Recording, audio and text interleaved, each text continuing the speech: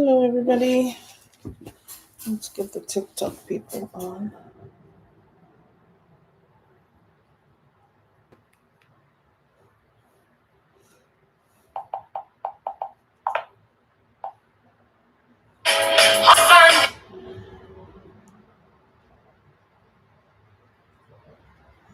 Okay. And then we'll put that up here. Oh, golly.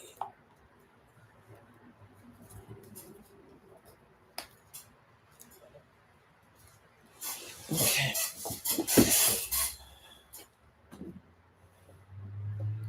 So, put on a little bit of makeup so that, like TikTok makes me look really good. But I was like, let me see if I can do a little bit of makeup to look a little bit like what I look like on TikTok. But I guess not. All right. Mr. Panda, go to sleep.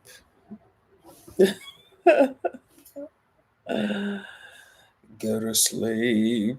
All right, so thank you, Auntie Mazuba. I'm trying to look like you. Should I put on some gold? Let me put on some gold. Let me see what gold to put on. Let me put on some cheap gold. Okay. Yeah, this one might be too much. Yeah, that's too much. I just want something simple. Yay. And then this one. Oh. Hello, everybody. Maybe I could do this one. Yeah, I just want to put something on just for the live stream. Yeah.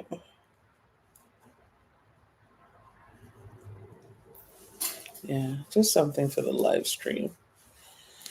And after the live stream, I'll just take it off and lie down.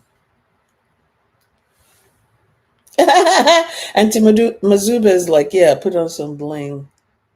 Well, and to Mazuba, at our age, we get tired of these things. Put it on, take it off, put it on, take it off, wipe this off. That's why I like TikTok, because I can go on TikTok and I don't need to put anything on my face. And TikTok has these automatic filters that will put makeup on you. And so I kind of like that so that I don't have to be wiping off anything. So TikTok folks, this is what I'm gonna do.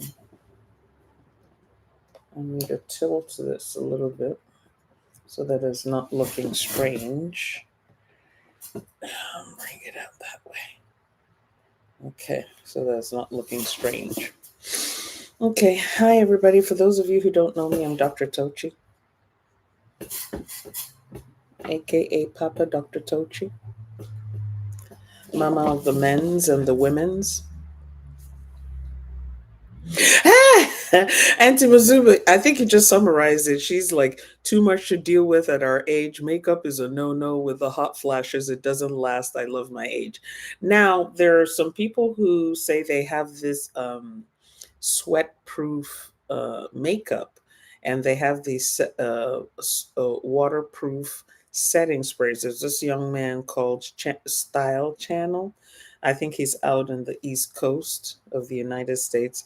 And I saw him demo his setting spray. And, apparently you can swim with this thing and your makeup will still be on. Okay. When I tried, a couple of times I tried to order it, he was sold out. and celebrities buy his setting spray. And then I think there was one video he did one time, one post where he said a major cosmetic brand copied his stuff. Okay. But his was like he went into the shower with it. His makeup was still on.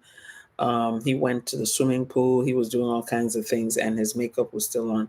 And I believe his user handle on Instagram is Style Channel, and I think that might also be his user handle on TikTok. So, um, e- you know, like I said, I tried getting it a couple of times. It was sold out, and I just gave up.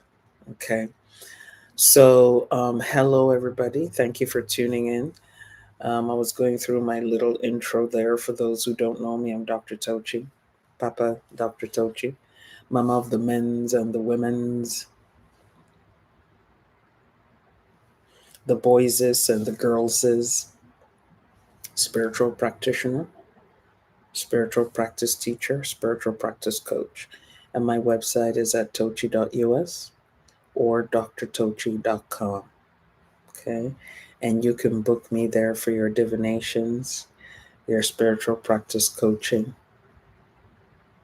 your dream interpretations, your spiritual counseling. I have events, courses, books, products on that website. Okay. Oh, Dr. Caring has chimed in. She goes, Auntie Muzuba, that's my predicament.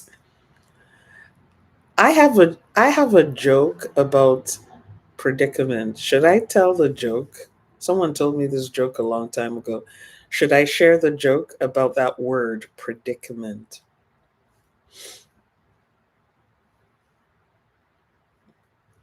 Should I share the joke about that word, predicament?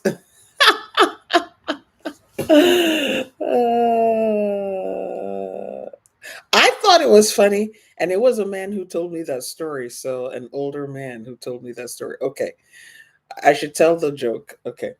So there was this lady, and I'm assuming she was in Africa because of the, how this thing unfolded. And so she wanted to do something and high up. So she went up on a ladder. Okay. And apparently um, she was not fully clothed under her clothes. You understand what I mean? She wasn't fully clothed under her clothes. So I think it was one of those things. And sometimes when I think it happens, like you're like, you know what, I'm not gonna put on these undergarments. Let me just quickly run this errand. Okay. And so I guess she didn't have her undergarments on, but she did have clothes on. She had a dress on, and she went up this ladder to go do something. There you go, Mrs. Rapenda. So, long story short, she was up on this ladder doing whatever it was doing, and her man servant came along. Okay. And he looked up as he saw her on that ladder, and he looked up. Fill in the blanks. He looked up, and um the lady turned and looked down at him, and she was concerned about what she was doing up there. She didn't really think about the undergarments. So she was struggling with whatever it was she was trying to do up there on the ladder. So she saw him there, and she was like, Jacob, do you see my predicament? And Jacob says, "No, ma'am. No, ma'am. I did not see your predicament, ma'am. I wasn't looking. I didn't see your predicament. I really did not see your predicament. I, ma'am, no, I didn't see your predicament. No, no, no, ma'am. No, ma'am. I didn't see your predicament."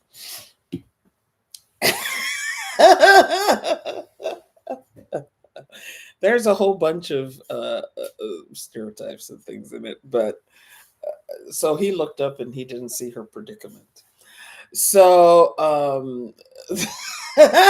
no, ma, I did not see your predicament. And the woman's like, but are you seeing my predicament? And he's like, no, ma'am, no, ma'am, I'm not seeing your predicament. No, no, no, no, no. No, no, I'm not seeing your predicament. So get your drink, get your snack, get your notebook, get your pen. Let's have an interesting class. So, Dr. Karen, we're not seeing your predicament. Keep your predicament to yourself. Everybody's got their own predicament. So you have your predicament, I have my predicament, everybody has their predicament. Keep your predicaments to yourself. you know, there are some of these videos you see where they will ask people on the street these words in English, and the people will not confess that they don't know the meaning of those words. Like when I saw they asked the woman, "What will you say to someone who has H2O?" And the woman was like, "I will tell the person to hold on. No condition is permanent. This too shall pass. Be yourself. Don't worry about what people are saying about you."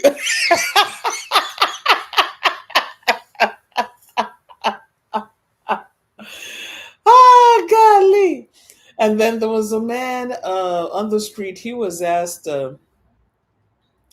what would you do if you found out that, what was it?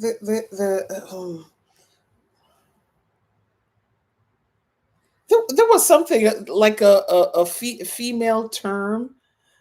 There was some female term, like female.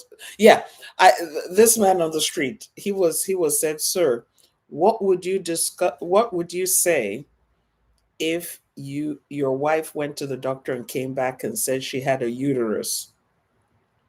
And the man said, "I will divorce her immediately. I will divorce her."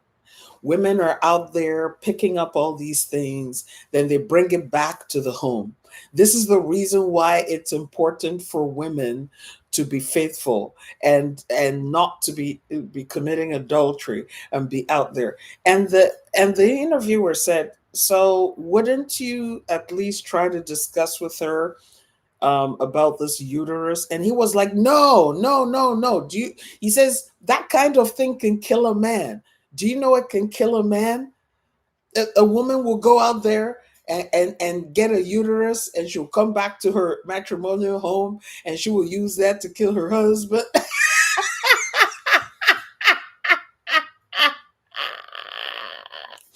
And the man, he was so agitated. He was like, "I do not want to discover that my wife came home with a uterus." She should go back wherever she got that uterus from. She should go back there and give it back to the person who gave it to her. That's the problem with women nowadays. You give them an inch and they want a mile. Why would my wife come to my house with a uterus? Why would she come? When she left her father's house to come to my house, did she come with uterus? And then after coming to my house, she decides to go and get a uterus.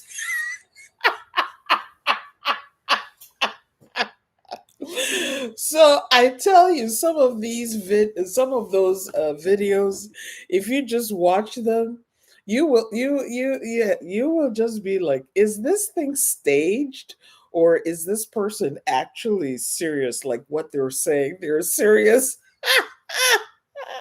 Because they have no idea what the hell it is that they're saying.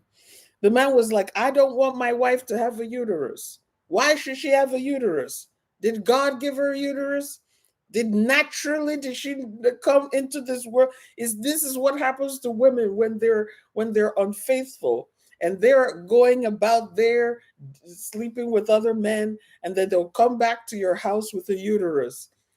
If my wife comes and tells me that she went to see the doctor says she has a uterus, I will divorce her."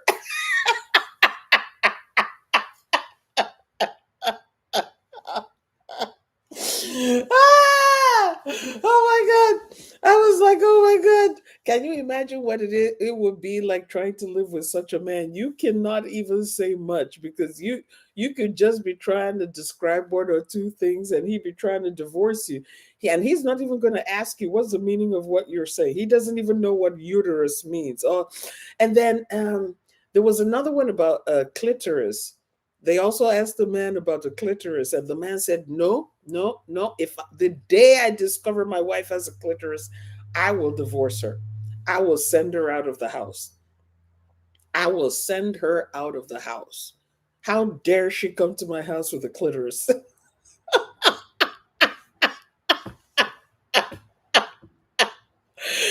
and I and you know, when you see those kinds of videos, you want to read the comment section because oftentimes the comment section is a lot funnier than the video itself.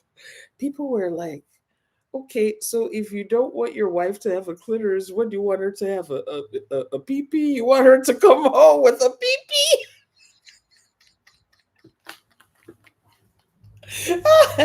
And the guy complaining about the clitoris, he was like, "That's a terrible thing to have. Do you know that a man can die from it? If the wife gives him that clitoris, the man could die. The husband could die."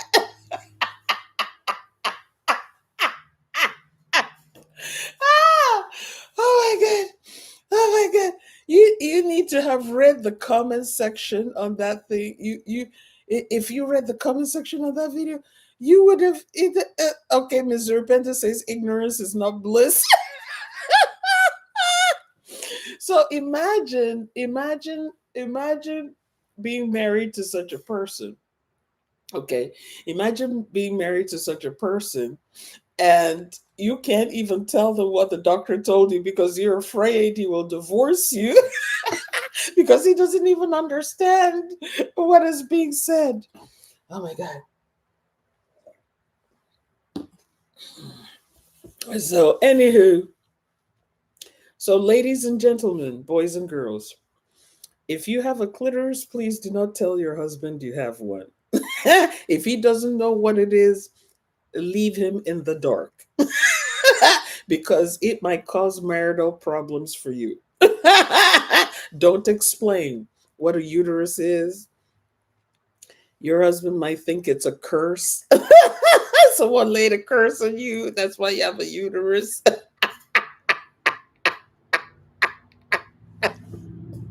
Ah! Oh my God. So, Dr. Caring, there are many of us here who may understand your predicament, but we don't want to see your predicament. Keep your predicaments to yourself. Okay? Make sure you keep your predicament to yourself. I'm keeping my predicament. You keep your predicament. Everybody should keep their own predicament. Okay? If you're a woman, keep your predicament to yourself. Don't be trying to get Jacob to tell you whether he saw your predicament or not. Anyway, welcome to today's class. Okay. As I was talking about my event page, I do have an event coming up on October the 21st, an online retreat, and it's Take Back Your Spirit. It's a Take Back Your Spirit event. Okay, so we're going to be talking about how to free yourself from internal and external, excuse me, um, internal and external things that keep you from realizing the results of your rituals and spells and invocations or prayers and whatever it is that you do spiritually to help yourself. There are people who've been doing a whole bunch of these things and they're not getting results. And they don't realize that their personal spiritual energy is being siphoned off by some external things and some internal things. So that's what we're going to deal with in this retreat, and we're going to do practical things. So if you do what we say you should do in this retreat, you should experience relief and you should achieve clarity in 6 days. Okay. But the important thing is that you have to do. So it's not a theoretical retreat. Because sometimes people think, oh, yeah, I'll go to this retreat and I'm going to lie back on my soft bed with my soft pillows and hold a Mai Tai in my hand and let Dr. Tochi keep on talking and entertaining me. And somehow magically my problems are going to go away. No. Some of you have, many of you, not even some of you, have attended my retreats and workshops in the past, and you know that you have to do work. There's work to do, because what we're interested in is in results. That's why we're doing practical spirituality. Okay, we're interested in results. If we're not getting results, if we've tried something and we're not getting results, we figure out what's wrong or we try something else. Okay, failure is not an option. So I invite you to check it out. I've posted it on all my platforms. I posted it on my YouTube community page. I'll be posting more about it. If you need more information or want to reserve your seat, send me an email at contact@tochi.us. Send me an email, and I'll send you the information that you need to register. And on all my platforms, I posted how much it costs. There's even a VIP level if you want additional support during the retreat. Because there's some people, as they start uncovering things and discovering things, they're like, oh my God, I need some spiritual counseling. Or I will need some divination to dig deeper into some things that are popping up for me. So I'm making that available during the retreat as well. So if you want the VIP level, you can get the cowrie shell divinations, you can get the spiritual counseling, you can get customized rituals and things of that nature. Okay. But if you just want to do the retreat itself, you can also do that. Okay. We're here to solve problems. Okay. Don't get, and before I get into today's class, I want to reiterate this. Don't give up.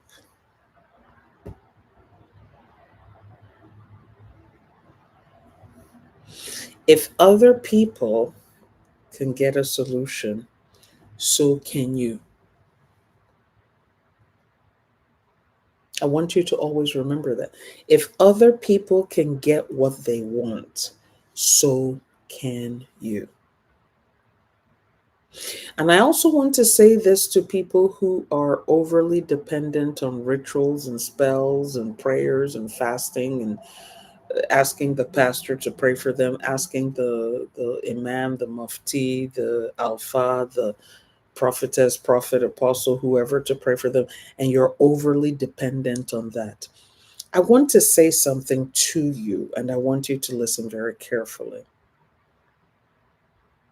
Are you listening? Are you hearing me?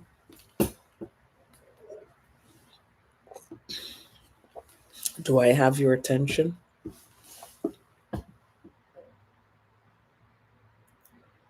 Are you listening?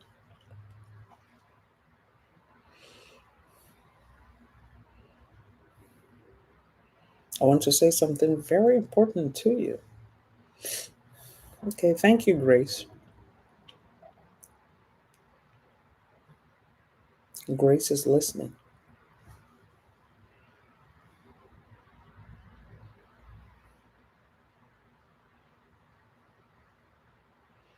Thank you, Elder Light. Elder Light is listening. Thank you, Auntie Mazuba. Auntie Mazuba is listening.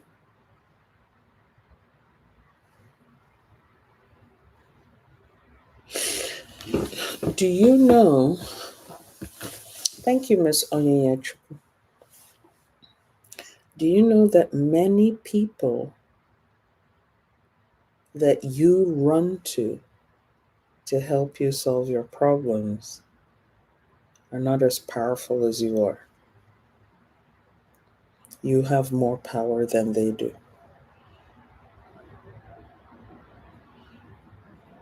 I want you to sit with that for a minute.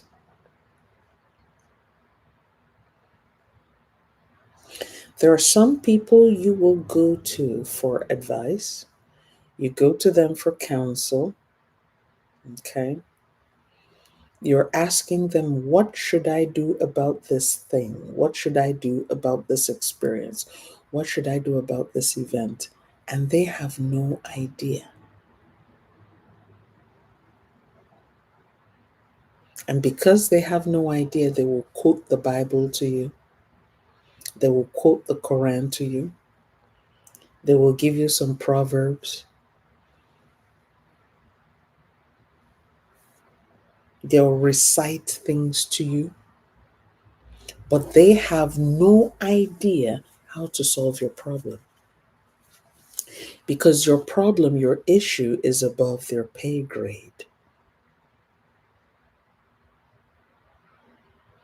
One of the quickest ways to encounter spiritual failure is to depend on someone who has less spiritual power than you do. And many spiritual practitioners and many religious leaders will not tell you this. They know that you're greater, they know that you're stronger, but it is not in their interest to tell you this.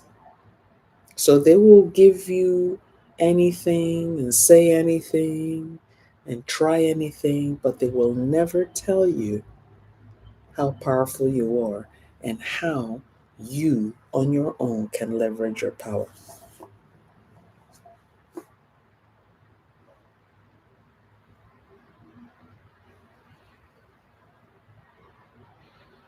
And this is why sometimes you may go to somebody and they'll be giving you bullshit answers.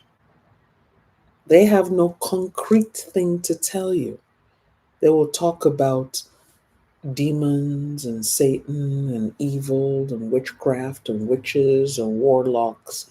They will talk about wizards. They will talk about jealousy and envy and how people are jealous of you and envy of you and people are trying to bring you down. And all their conversations is about, oh, yeah, you have people who are trying to bring you down. Some of them will even set you up and say, there is this woman in your family who has been working to bring you down. And now your mind, you'll be like, oh my God, I wonder who this woman is. And then you start suspecting people. Maybe you suspect an aunt that you don't get along with, or maybe you suspect a sister that you just fought with, or you start suspecting your daughter who's being stubborn just because they said there is a female in your family. But if you try to pin them down and say, who exactly is this female in my family who is trying to pin me down, they will not be able to tell you.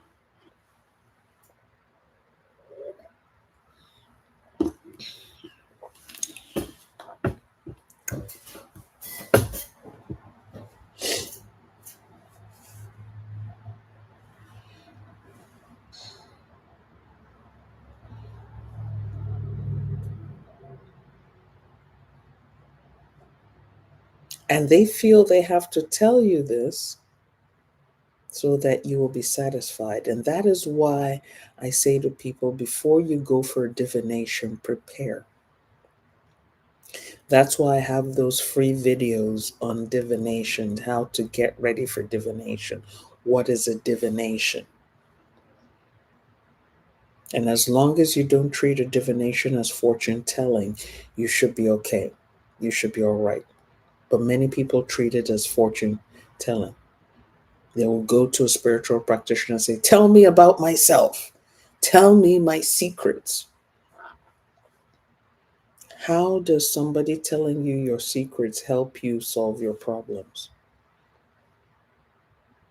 If you go on the internet, there are so many personality tests. Have you noticed you can go online and say, I want to learn more about myself? Just do a general Google search and you will see it will pop up personality tests, career tests. Here are the best jobs that will fit you. Have these things helped you?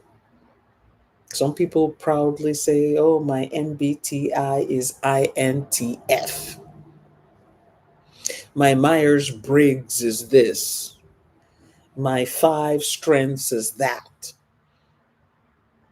And they know their assessment scores from all these personality tests. How is this adding money to your bank account? How is this solving your relationship problems? And so oftentimes we get distracted with the chaff and we leave the wheat behind. We get distracted with the bones and we leave the meat behind. So I repeat, many of you are consulting with people who are more spiritually powerful than you are. And if a person is not encouraging you to discover your own path, if a person is not encouraging you to discover your own powers, there is a challenge there. And you need to understand that there is a challenge. I know sometimes people get upset with me because they're like, oh, I want you to provide me with daily guidance. I am not a calendar. If you want something you want to look at every day, go look at your calendar. I am not a calendar. My job is to teach you how to start handling issues in your life so that you can differentiate between what you can handle and what you need somebody else to help you handle. That's my job. But I do understand that there are people who want you to depend on them all the time. They want you consulting them all the time. They want you to be paying them all the time. And there are some people that I see who have great spiritual power, but they're lazy. And they don't want to do the work. And they come to me and they think Dr. Tochi is this genie in the bottle. If I just rub her the right way, she will solve my problems. But I can see that the person has the ability to solve their own problems, but they don't want to do it. They just want to go to bed and wake up in the morning and the problem is solved. And so I say to the person, okay, pay me 15 stacks. Excuse me. Pay me 15 stacks and I'll do it. And then the person starts complaining. Oh my God. You're always talking about money. Yes, I'm always talking about money. Because if you have money, 95% of your problems are solved. If you have money, this thing that you're seeing as a problem would not be a problem. And the reason why it's a problem is because you don't have money. Often when people come to me saying, oh, I'm a victim of witchcraft, I'm a victim of curses, I'm a victim of hexes, I'm a victim of this, oftentimes those people don't have money. And they don't have the kind of money that they need to do what they need to do. It's a money problem. You will never hear rich people complaining of witchcraft. You will never hear rich people complaining about hexes and curses and things of that nature. When somebody comes to me and says, oh, witchcraft and curses and this and that and whatnot, it's a money problem. Because if you had money, you would not be in that job that's giving you grief. If you had money, you would not be in that relationship that's causing you grief. If you had money, you would not be living in that place that causes you grief. Is anyone picking up what I'm dropping here? If you had money, you would have access to the best medical care there is. And sometimes people feel, oh, yeah, I have access to the best medical care because I'm a veteran or because I'm a civil servant. No, you don't. The kind of medical care and medical professionals that billionaires have access to, many of us don't. These people are being treated with cutting edge technology, cutting edge protocols, cutting edge medications that you and I will never see if we don't have that kind of money. When you hear of an extremely wealthy person dying of some disease, believe you me, either they have rejected what's available to them, like Steve Jobs. Remember when he had pancreatic cancer, he was like, no, I don't want any treatment. I'm just going to do a juice fast, which was the worst possible thing he could do for cancer. Or they have tried everything that money can buy under the sun, and their case is hopeless. That's why you don't hear a majority of people who are super wealthy having the diseases the rest of us have.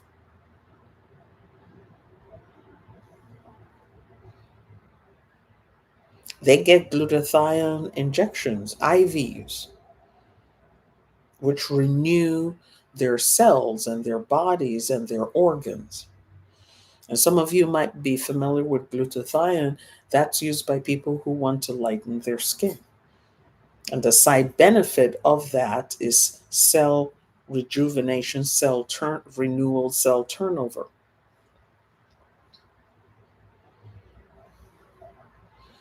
And they can get that stuff every week or every other week or every month. It's not cheap. Every other person wants to lighten their skin, they get a cream. The people who have the money will go for these IVs. And they have a side benefit to it.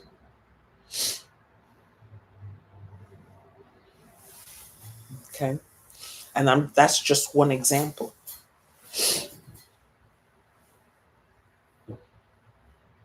They have access, because of their money, they have access to medical protocols that turn back the aging clock. And you won't see their faces looking like mine here on YouTube. Now on TikTok, I recognize I'm looking pretty, but on YouTube, you can see my facial imperfections. They don't have that at that level of wealth.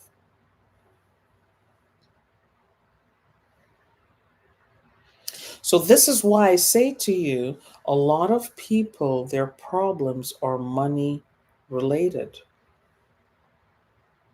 Oh, he doesn't love me, she doesn't love me. If you had money, they would love you. They would stick around.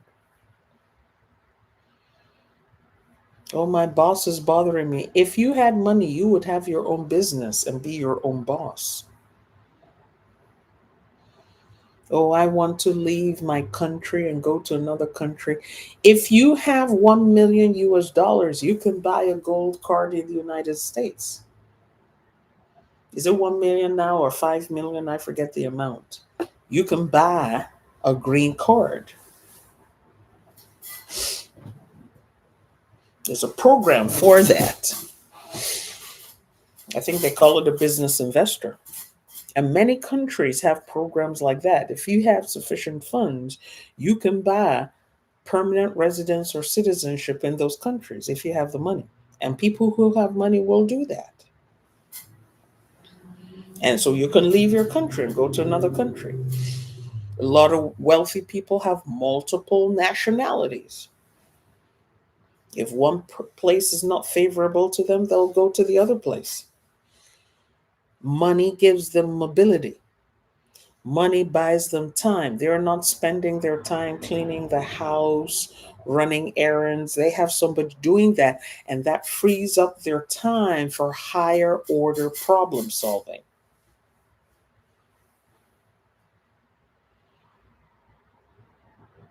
So, why am I saying all these things? Once you start understanding this and internalizing it, things will start changing for you.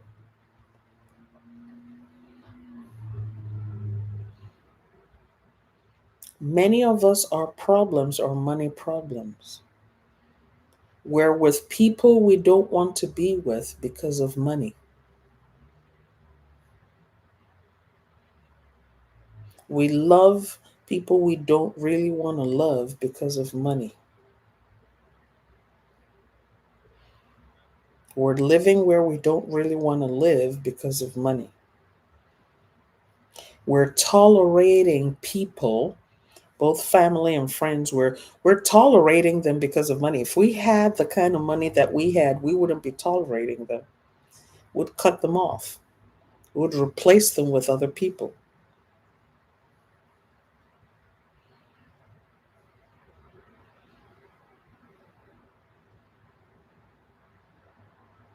Do you think that the spiritual advice you get from your religious leader, or religious advice you get from your religious leader, is the same kind of advice those religious leaders give their wealthy members of the congregation? Do you think it's the same thing? Do you think that when you go to your pastor, for example, or your imam, and they lay hands on you and they say to you, "Oh, you are blessed," and stand straight in the Lord is your strength, and they'll quote some Bible verse to you. Do you think that that's the same thing they say to wealthy people? No, that's not what they say. When they talk with wealthy people, they talk with them about business opportunities, how to make more money. When those same pastors talk to wealthy people, they're talking about connections. Who can you introduce me to? Who can I introduce you to?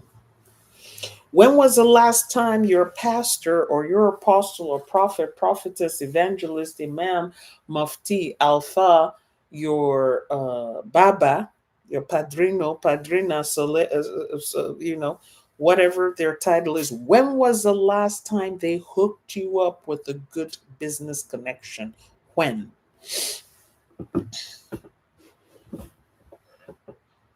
When was the last time your religious leader introduced you to a potential life companion? They know you're looking for a husband, they know you're looking for a wife.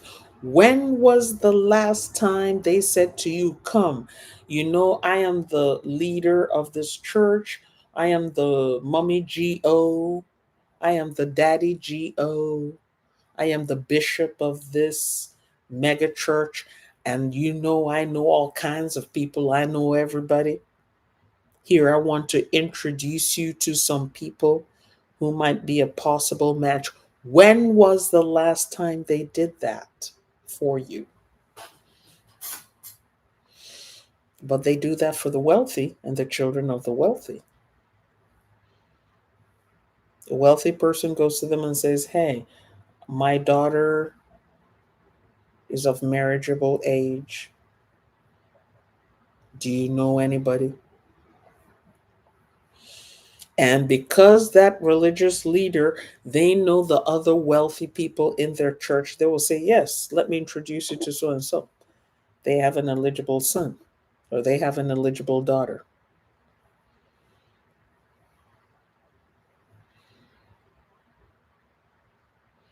And they will go and have dinner at the religious leader. So, when was the last time your mommy GO, daddy GO, your bishop, whoever invited you to their house to come and eat? Let's go there.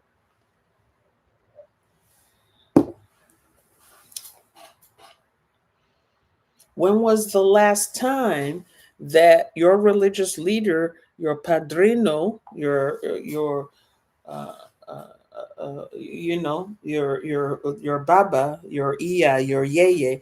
When was the last time your sangoma said to you, "Come and eat, come and break bread with me in my house.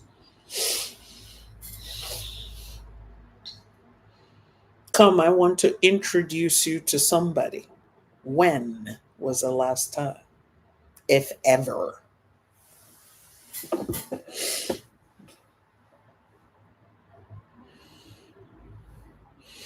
And some of them will not do it because they know you're spiritually more powerful than they are. And they don't want you taking over their connections and their people and their know-how and their knowledge. And they know that if they take you and introduce you into their network of connections, those connections will leave them and follow you. I am not going to take a competitor and introduce my competitor to my network. It's a foolish thing to do. It's a foolish thing to do. But the pastor will tell you, look, the Lord will make it right for you in his own time. Share, share, give, give, give, give. And you keep on sharing and you keep on giving and you should keep and they're taking advantage of those things, but they're not giving you. You're not paying attention. They're not giving you anything. They're not sharing anything with you, but they're taking from you. And they're taking your knowledge, your people, your connections, your everything. And they're asking you, okay, can you go find out this information and get back to me? Can you go reach out to this person and get back to me? Can you bring me the phone number and the address of this person and get back to me? And you, as an obedient servant, you're running back and forth and doing all those things. You're fetching and stepping. But that person is not introducing you to anybody. You're not meeting anybody new through them. You're not building your network of connections through them. They're not introducing you to anything or anybody. They're not giving you business ideas. All they're doing is they're telling you, bring, bring, bring, give, give, give, give, bring me, give me, bring, bring, bring, give me, give me, give me, give me, give me, give me, give me, give me, give me, give me, give me, give me, give me, give me.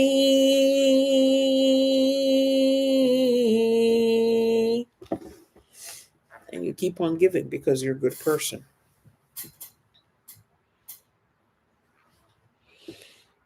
And then you wonder, why am I so tired? Why am I so exhausted? Why am I not getting any fruits from my giving? And they keep on telling you, God loves a cheerful giver. The more you give, the more you receive. And you keep on giving. And you keep on doing. And you have this hope and this faith that one day, one unspecified day in the future, you will reap your benefits. And you're there waiting for that blessing, and your religious leader is buying a new car, buying a new house, traveling, meeting important people, having important connections. But they're not introducing you to anybody. They're not bringing any business ideas to you. They're not helping you increase your income. And they will say to you the sort of thing that one of my religious leaders will say to me, oh, Dr. Tochi, I'm praying for you. Send me a contribution. You know, I'm always praying for you. Me and my students are always praying for you. Send a contribution. Send a contribution. We're always praying for you.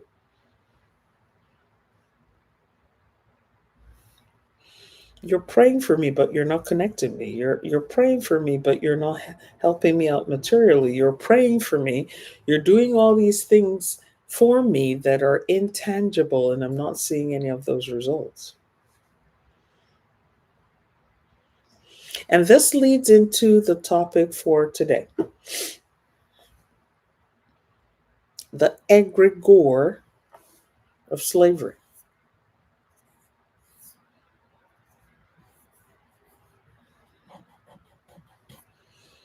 There are many of us who are entangled with and influenced by the egregore of slavery. How do you know that you are entangled with this egregore? How do you know that you're influenced by this egregore? When people use you in a religious way and you do not have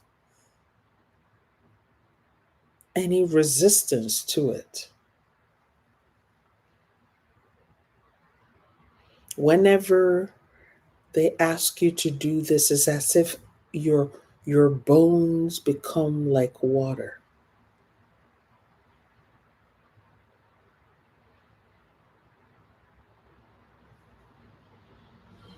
And the person is always saying to you, the agent of this egregore is always saying to you, be peaceful, be calm, don't fight back, don't raise your voice, don't argue. You will be rewarded. Hang on, be patient.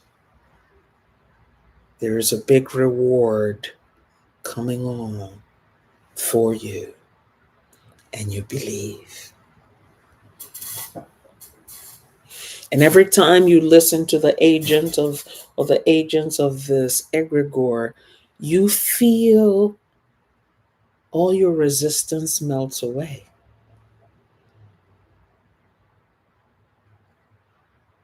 Your desire, your urge to get up and go, to get up and do, melts away.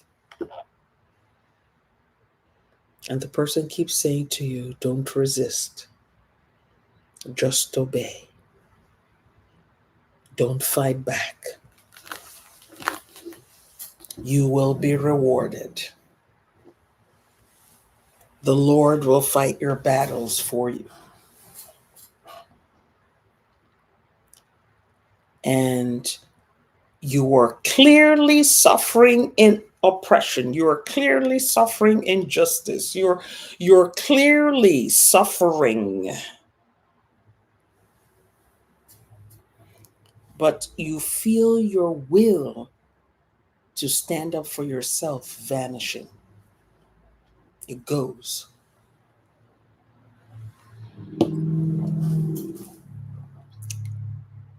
And it's as if the more the person speaks, the more you find yourself in this kind of trance. And it's as if you hear a voice in your head saying to you, you will be vindicated. It doesn't matter what they do to you. And the person, the agent of this egregore says, remember, the Lord said, if they slap you on one cheek, turn the other cheek. And then they will follow that up with a story. Oh, let me tell you what happened to me. I remember back in 1943 when I was a factory worker, and there used to be this supervisor, and they will tell you this story. And you will say, oh, wow. You're welcome, Stanley. They're always telling you stories about somebody who endured torture, endured slavery, endured punishment, endured humiliation, endured. And in the end, they were vindicated. And there are a lot of our movies and programs on media that promote this. Have you ever watched those videos, especially African videos and Asian videos, where somebody is the slave or the servant and they're being treated horribly for so long, thrown out, they're naked, all kinds of terrible things happen to them. But by the end of the movie, they're rewarded. They get to marry the master. They get to marry the mistress. They make money. They become a millionaire. They get rewarded. They have this unexpected gift given to them. Mr. Repentance says all over YouTube. That is the slavery egregore. And it is used a lot in religion. And they will tell you, continue to suffer. You will be rewarded. Do not be weary. Continue running the race. But have you ever noticed that the person who is telling you to continue, he himself or she herself is not suffering?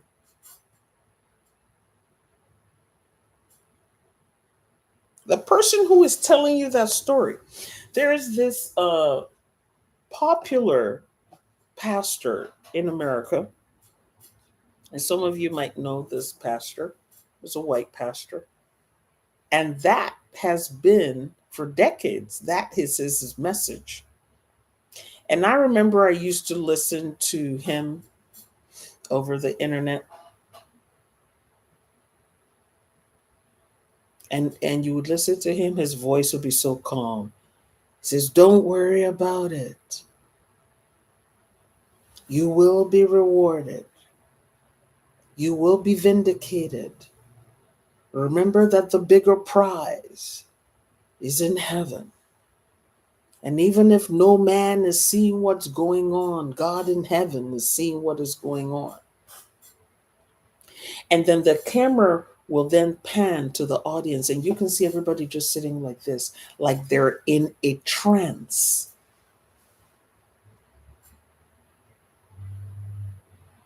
Like they're in a trance.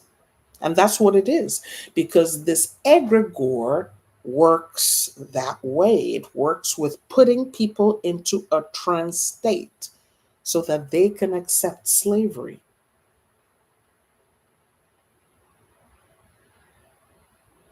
Some of you might be familiar with the slave Bible and how verses in the slave Bible differ from verses in other Bibles. And the slave Bible is all about submission. Submit to the master. Obey the master. Even if the master is punishing you and humiliating you and injuring you and doing all these things to you, submit, be submissive. Your reward is in heaven. Yes, Sister Effie, your reward is in heaven. Your reward is not here. The pastor, the imam, is getting their reward here. They're flying first class. But they tell you, wait, you will fly first class to the afterlife. But they are flying first class here. That is the egregore of slavery, ladies and gentlemen, boys and girls. The egregore of slavery feeds on complacency. The egregore of slavery feeds on obedience, on repressed feelings,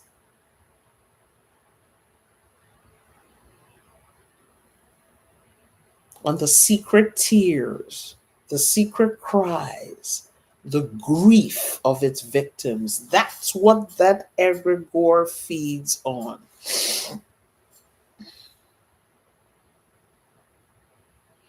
And so you are wetting your pillow with tears and saying, Lord, when, Lord, when, Lord, when, Lord, when. But that religious leader and their children, their family, they're never saying Lord when. They're living in a big mansion. They're driving Rolls Royces and Bentleys. They're flying, yes, in their private jets. If they can't fly in their private jets, they're flying first class, business class. And you are seeing what they're doing, but you are helpless. And even when a person comes to you and says, what are you doing? It is as if you cannot get enough energy to rouse yourself to take action on your own behalf. It is as if your bones have melted and become water. Your bones have melted and they have become like water.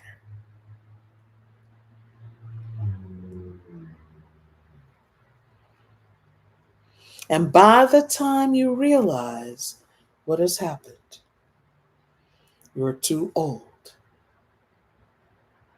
and your muscles have contracted and your limbs are frozen and it is too late.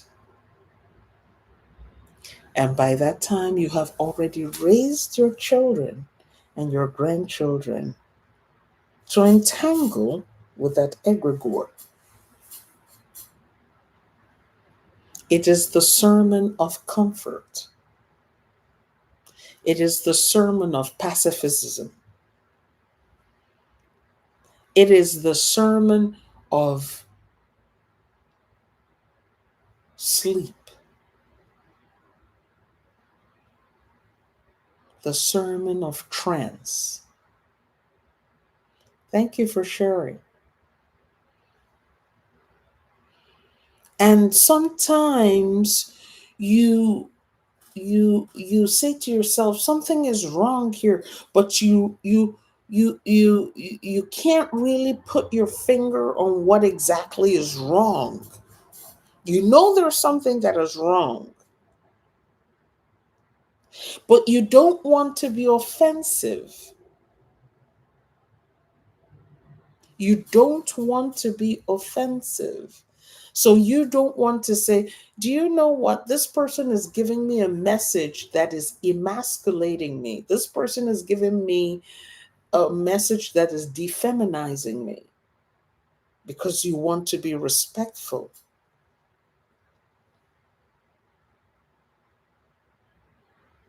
Remember the story of the young man that I told you that was put on 30 days of fasting by his pastor when we were talking about egregores?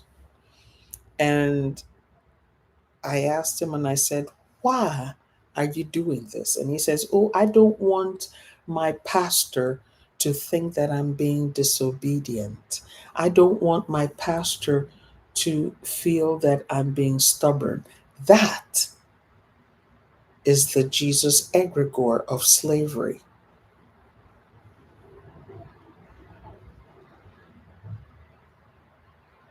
I will obey. I will submit. I will not fight back. I will not resist. I will not revolt. I will not stand up. The master knows what's best for me. And you still see vestiges of this egregore in people, especially in colonized people. And this is why you will see some people giving preference to the colonizer and the children of the colonizer over themselves and their own children. Is anyone picking up what we're dropping here? They will give more respect to the colonizer and the children of the colonizer than they will give to themselves and their own children. And this is the reason why you will go to a Chinese restaurant in Lagos and people are standing in line waiting to get in. And a non-Nigerian person will jump the line and go and stand in the front of everybody. And you will see people will say, oh, they're white. Let them go first. They're more civilized. We are the ones who are unruly. They know what they're doing. Let them have their way. And the person isn't even white. Just because the person is of a different race that is light-skinned. And you'll see people pull back, let them go through.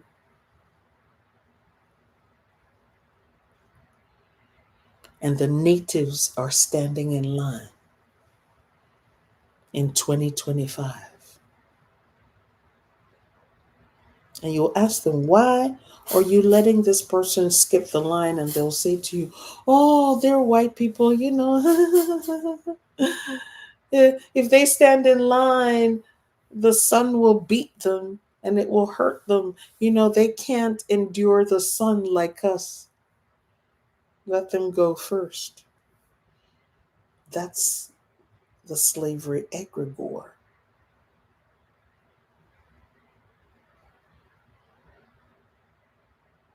And if you challenge that, you will be called the troublemaker.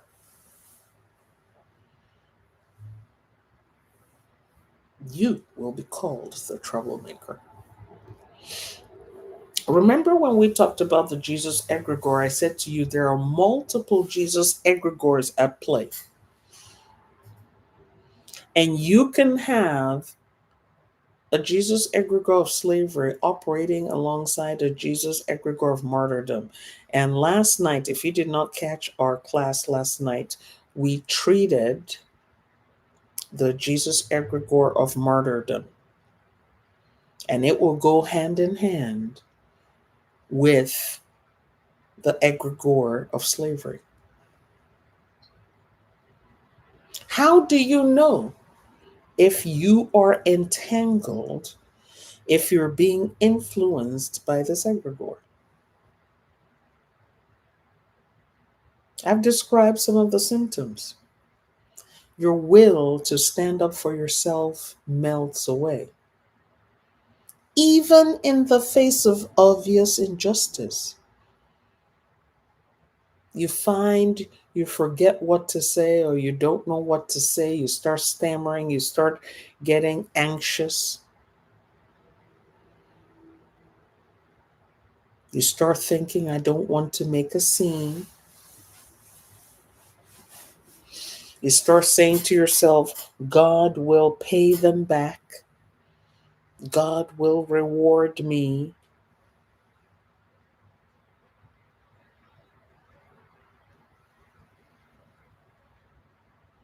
When you start, when the person speaks and you automatically assume that they have authority over you, you don't challenge it. The person shows up, and it doesn't matter their age or their gender or the experience or their intelligence level, just because they represent the master, you immediately submit and obey. You are messing with, you are involved with the egregore of slavery. And it becomes a Jesus egregore of slavery if this happens within a religious context. Am I saying if your pastor comes to you and says, hey, can you help us take these things to the storeroom, that is oppression? That is not oppression. Person said, please, can you help? You know. But if you notice that you're the only one, everybody is sitting down comfortably drinking their coffee and eating their scones, and you're the only one who's being sent all the time to fetch and carry, no one is offering to help, and it's always you, or you always feel the compunction, the compulsion to serve. Oh no, I have a heart for service. No, you don't have a heart for service.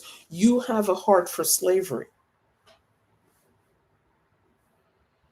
You are entangled with the egregore of slavery.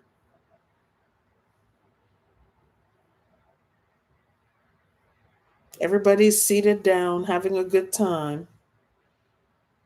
But you feel uncomfortable. You feel that you're the one who has to be up and about serving other people and picking up after them and cleaning after them and fetching and caring for them.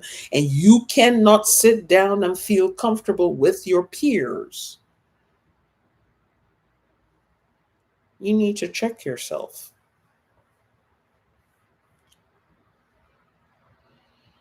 Or when the colonizers' descendants are around you, you feel this compulsion to be serving them. Oh no, let me make them comfortable. Let me get for them. Let me fetch for them. Let me give them. Let me make for them. Let me. You are entangled with the egregore of slavery.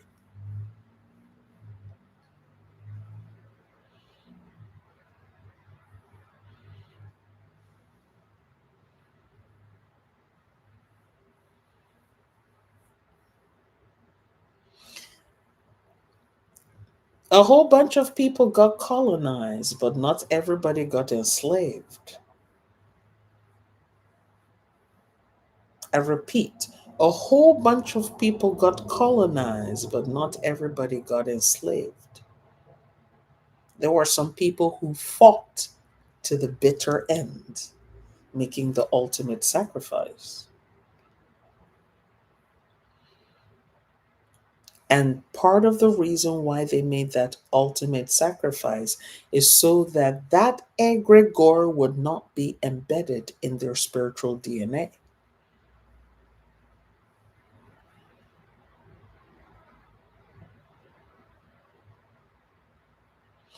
But there are some people who permitted it, allowed it, accepted it, and it became part of their DNA to the extent that their children unconsciously and automatically submit.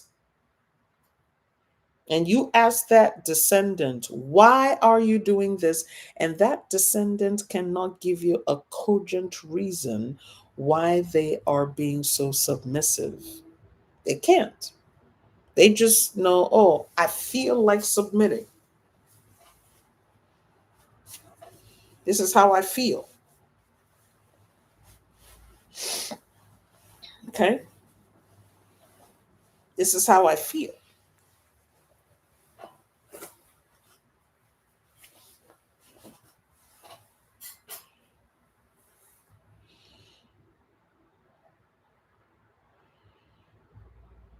And they will tell you, oh, I don't mind.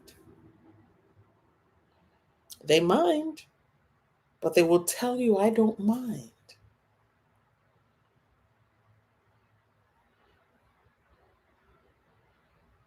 There are different kinds of egregores of slavery out there. So I don't want us to come away from this class thinking it's only the Jesus egregore of slavery. There are other egregores of slavery. People who refer to themselves as the worm of the earth, the worms of the earth. I am not fit. I am not, what's the terms they use? I am not worthy. Let others use me as they will. It is my destiny to be used. That's an egregore of slavery. And when that happens within the Christian church, it becomes a Jesus egregore of slavery. And there's always referral back to Paul's letter to who was it that Paul wrote the letter to? Slaves, be submissive and obedient to your masters. Even if your master is being wicked to you and oppressing you, your reward is on the other side and you will be judged on how obedient and submissive you were. And they believe this.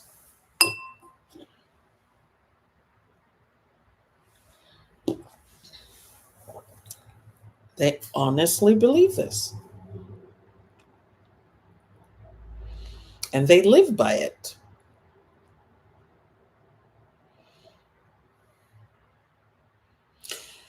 You know that you are tangling with this egregore of slavery When you're out there defending the indefensible, when you see oppression at play.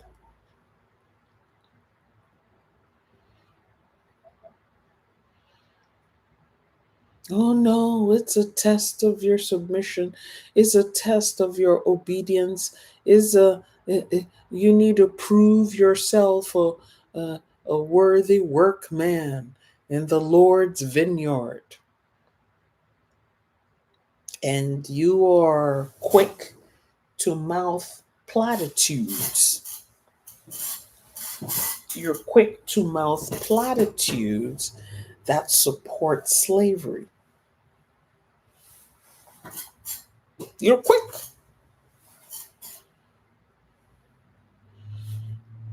You know you were entangled with this egregore of slavery when you help the oppressor oppress the others.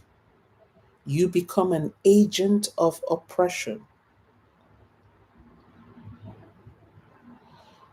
because this would please the master, this would please the mistress. This would make them happy, and I will be rewarded for my obedience and submission. We see this in politics, don't we?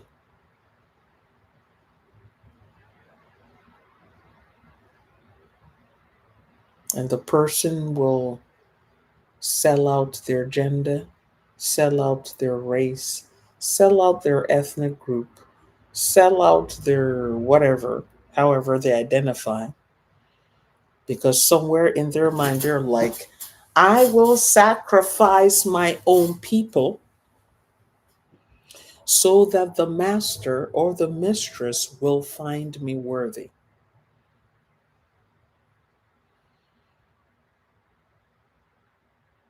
And I will serve them sermons of comfort, and I will serve them sermons of disability. And if any of them is to say, oh, this is wrong, I will find arguments to convince them that it is right that they submit.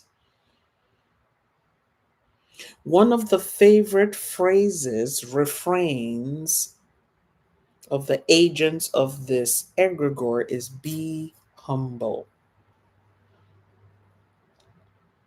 And you're saying, look, I have a knife sticking out my back and I'm bleeding. And they'll say, be humble.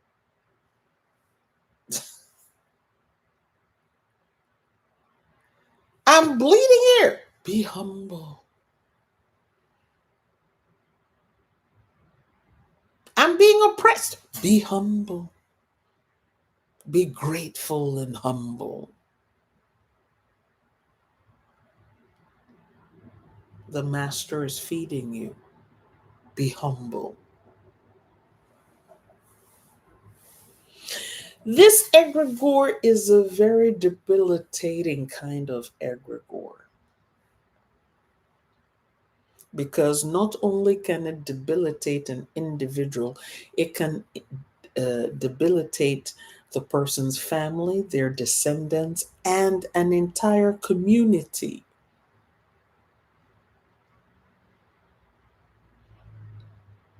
You find this egregore at play in the caste system.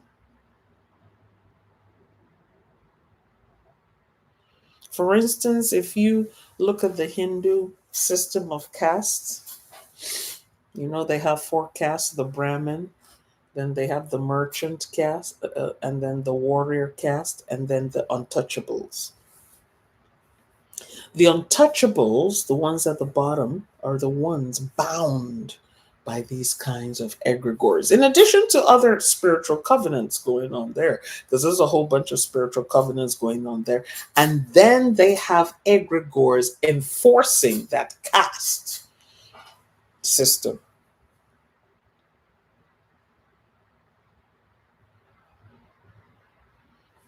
And I'm using that as an example. In societies where slavery is practiced and tolerated, the egregore is on full display and operational. And you will see the victim say to you, I am not worthy. It is my job to be submit.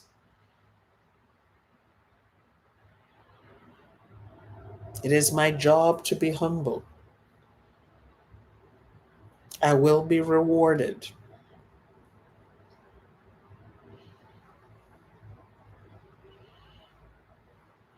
And you will find out that if you are not naturally entangled with this egregore, you will find it very difficult to coexist peacefully with those who are entangled with this egregore. You will always be labeled the troublemaker, the black sheep, the trouble fomenter, the rebel, all kinds of names. You will get all kinds of names. The black sheep of the family, and so on and so on and so forth. And people will say to you, why can you not submit? Why can't you be humble?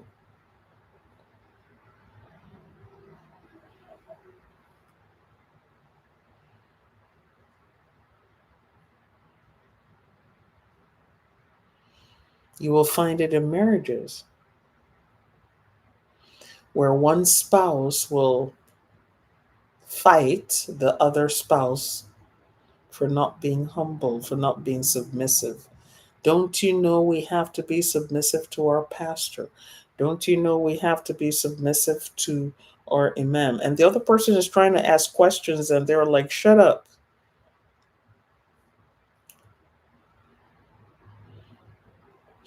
Now, we need to differentiate between law and order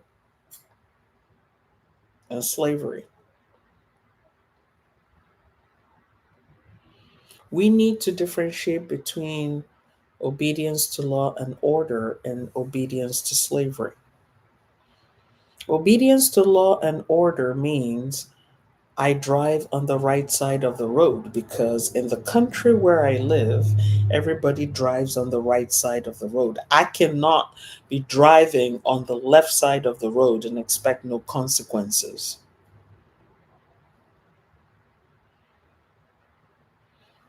I cannot just break into someone's home just because I feel like it. There will be consequences. I cannot just run up on someone and I don't like one thing or the other and serve them a hot slap and think that there are no consequences. That's law and order, which is required for civil society to exist.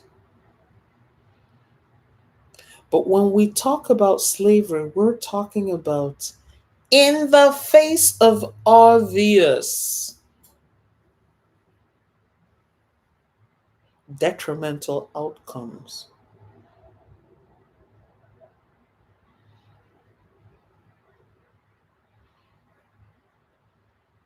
When a person lies down on the ground and invites their religious leader to use them as a stepping stone or as a mat or as a rug, and they say to the religious leader, you can step on my back. I'm going to lay here flat on the ground. That is an egregore of slavery. When a person has $100 or $50 and everybody in the house is hungry,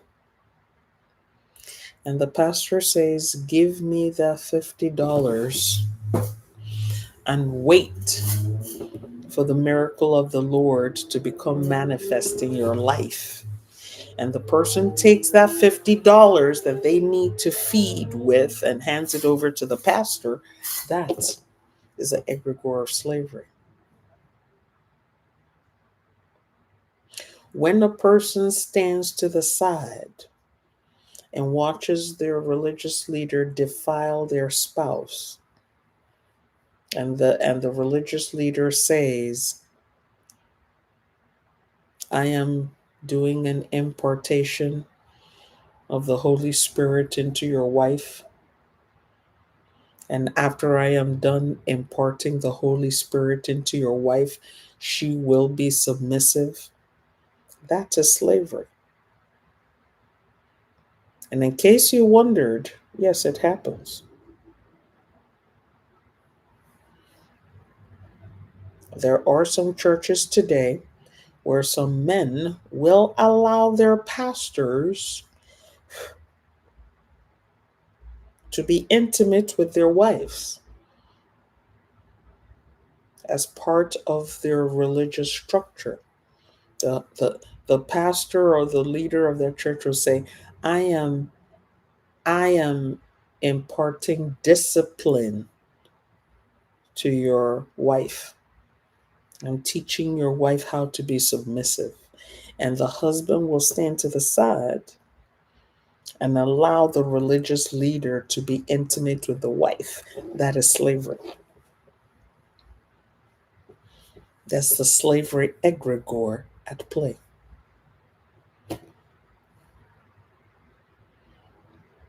When you have a Catholic priest being serviced by women in his parish, including the nuns, the sisters, and they're cooking for him and they're fetching for him and they're doing all these things for him and providing him sexual favors, that is the egregore of slavery, in addition to other egregores. And you talk to these women and you say to them, why are you doing this? And they said, oh, I am being submissive to the Lord's anointed. That is the egregore of slavery.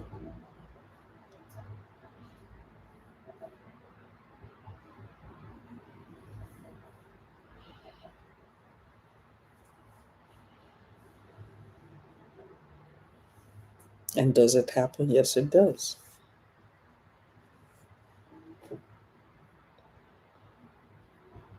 When you have a sister, a nun,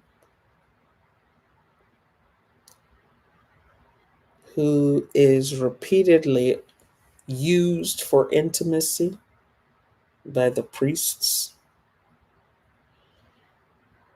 or the women in the church who are supposed to be quote unquote workers in the church, being intimate, used for intimacy by the religious leadership. And when you ask them, why are you sleeping with the pastor? Why are you sleeping with the evangelist? Oh, I'm being submissive. That is the egregore of slavery, in addition to other egregores.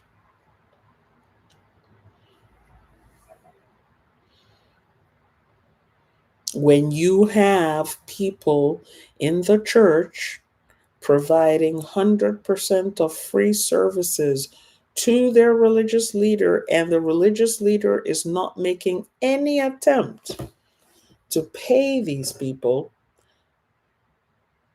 for their labor, effort, and resources, that is slavery. They make themselves responsible for feeding the religious leader. They make themselves responsible for providing accommodation, building a house for the religious leader, buying a car or buying a truck. They make themselves, and the leader keeps on taking and taking and taking and taking and taking and taking and taking. But none of these people are invited to break bread with him or her at their table. That is the egregore of slavery.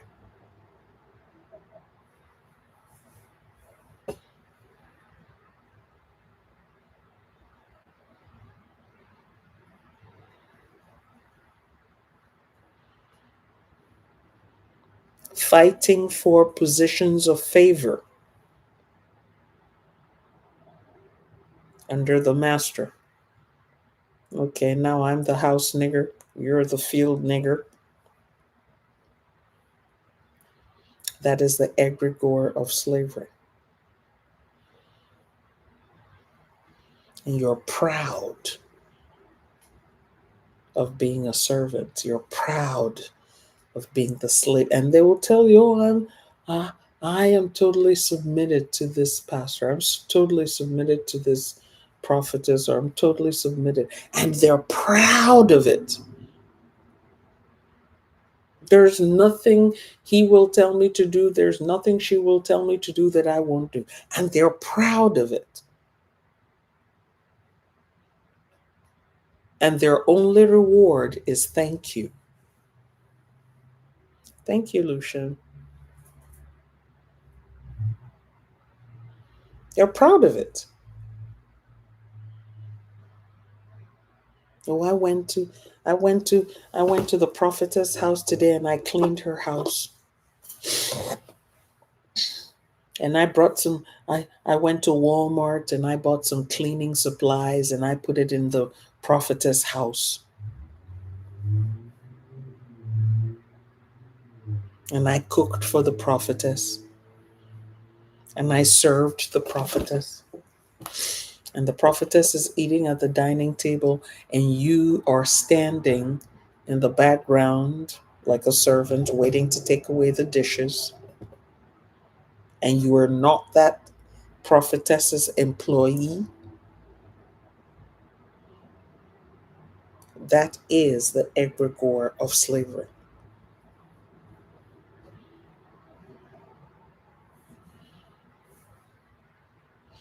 And sometimes the egregore of slavery is mixed with the egregore of martyrdom. Because the person says to themselves, I will do whatever it takes, even if I have to make the ultimate sacrifice. And remember, we talked about this last night, the egregore of martyrdom. And if you haven't seen that class, I encourage you to watch the replay on YouTube. Because when a person is entangled with the egregore of martyrdom, they're very specific. I'm not going to give up myself for the Prophet Muhammad. I'm not going to give myself up for Islam. I'm not going to give myself up for the Republican Party. I'm not going to give myself up for the Democratic Party. I'm not going to give myself up for the widows and the orphans. I'm not going to give myself up for environmental issues. But when it comes to pushing this religion, I am ready to make the ultimate sacrifice. It's very specific. It's very specific. And sometimes you will see it preceded by or in comorbidity with the egregore of slavery. And so they're under somebody, they're submissive to the person, and then the person sends them out to go martyr themselves. And they agree to it. And they become martyrs for the cause that they believe in.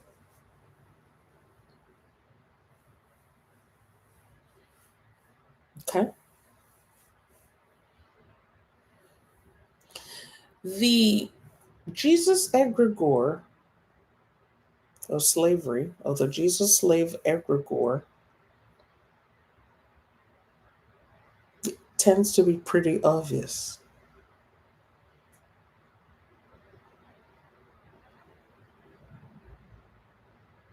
And if you are not entangling with this egregore, you will find it difficult to understand those who are entangled with this egregore. You'll find it very difficult to understand it. You find it very difficult to understand the people. Because you'll be like, hey, yo, hey, yo, hey, yo. This is 2025. What do you think you're doing? And the person says, I am being obedient. and my reward is in heaven. And whatever I'm asked to do, I will do it. Even if it is to my own detriment, I will do it.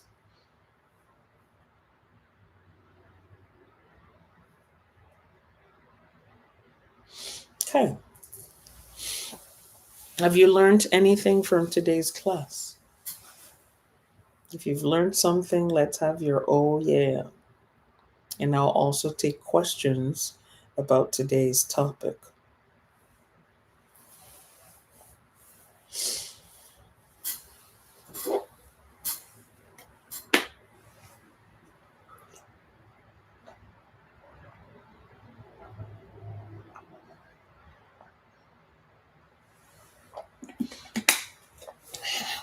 Okay, Miss Onyinye, it looks like you hopped over from YouTube to TikTok. Okay, Miss Affy.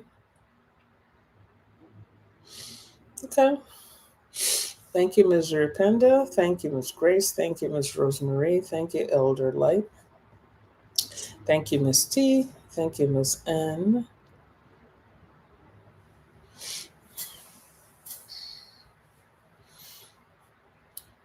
Thank you, Dr. Karen.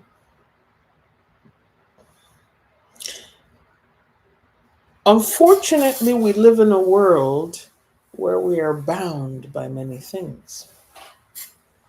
Oh, you came to see my look. Don't you see I look prettier over here on TikTok? I look prettier on TikTok. Thank you, Mrs. Luwani. Thank you, Auntie Mizuga. I like TikTok. I like TikTok. I wish YouTube had a filter too, okay, to massage your egos.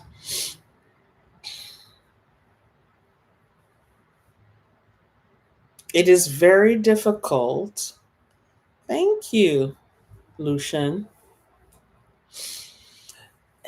It is very difficult to argue with a person who is entangled with the egregore slavery, especially a Jesus egregore slavery. It's very difficult to argue with them.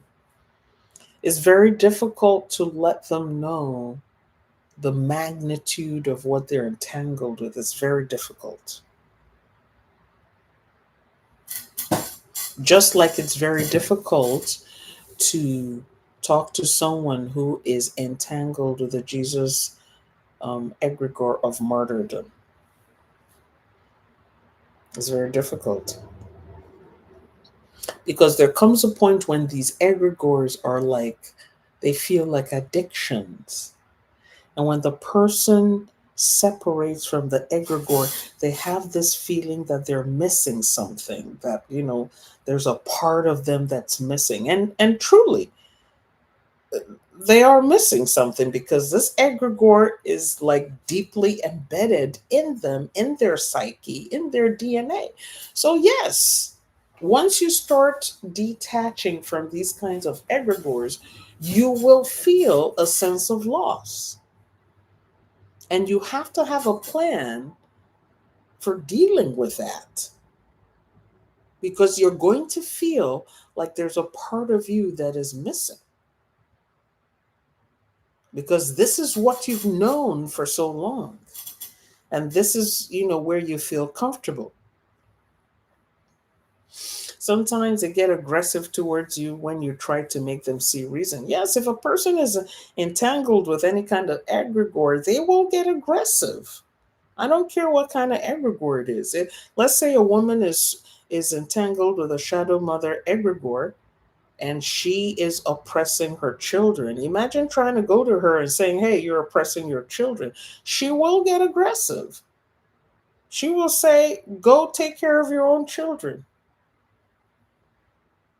She will say, how dare you tell me I'm not being a good mother? Or let's say a man is entangled with a shadow father egregore, and maybe on top of that, they have a narcissistic personality. They're not going to listen to you. Why would they listen to you? They will not listen to you.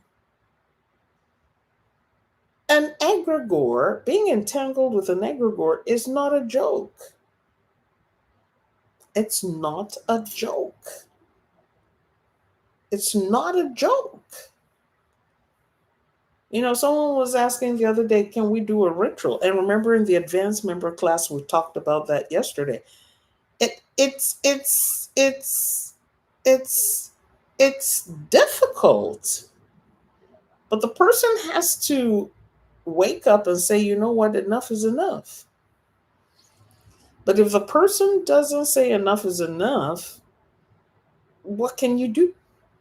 Because the person feels justified, and that egregore will make that person feel some kind of way if they are not continuing with the behaviors that sustain the egregore. Because remember, at the end of the day, the egregore is in it for its own reward.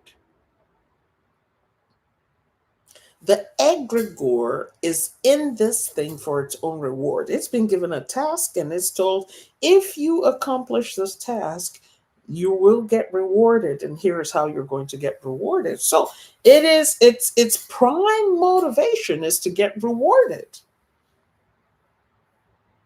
An egregore is not a spiritual entity or spirit guide that you can appease. An egregore is not a spirit guide that you can make offerings to and say, please, can you change your mind? An egregore is like a spiritual virus. It's not thinking, it's not reasoning. It is focused, its consciousness is all about accomplishing its task. And so that's why an egregore has an off and on button. You switch it on, it performs. You switch it off, it stops. It's just like a software application. It's just like a computer. You switch it on, it's working. You switch it off, it stops working. Like your computer, look at your smartphone that you have in your hand right now, or the computer you're watching this class on right now. How many rituals, how many offerings can you do to make your device start working or stop working? How many? Let's say your phone is lying on the table. How many offerings can you make to that phone to get it to start working? 0. Because that's not what it responds to. Your device responds to the on and off switch. You press it on and you press it off. You can do offerings all day long. You can do invocations all day long. You can do praying and fasting all day long. That device is not going to change its state until you hit the power button. That's how egregores are. And the unfortunate thing is that many of us are working with multiple egregores and we don't know. We're like, oh, okay, I no longer go to church, so I'm free. No, you're not.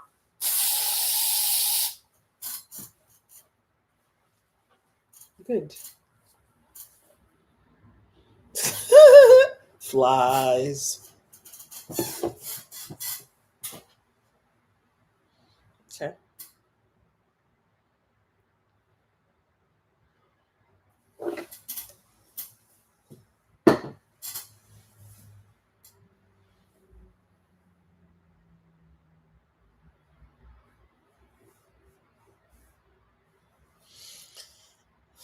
Disentangling from Jesus-Slävë Egregore is difficult. Actually, people who disentangle move to the other end and become hard substance abusers. They may not.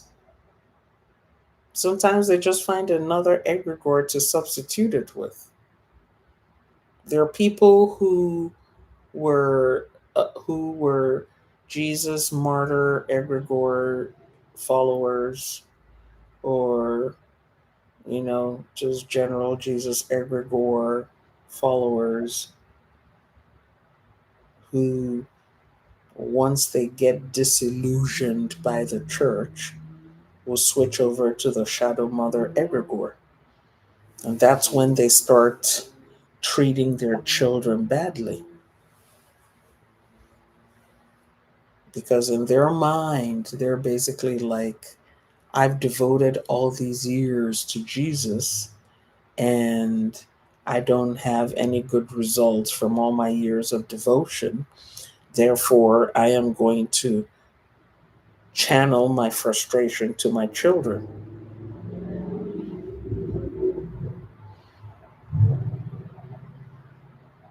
There's some fathers who switch out and start indulging the shadow father egregore.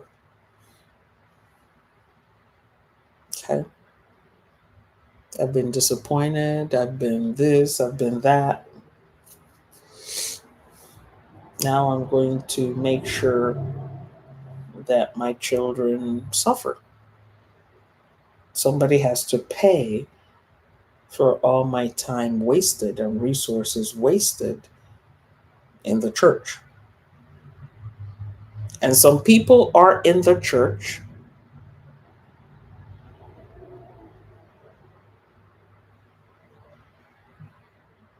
and they're basically like,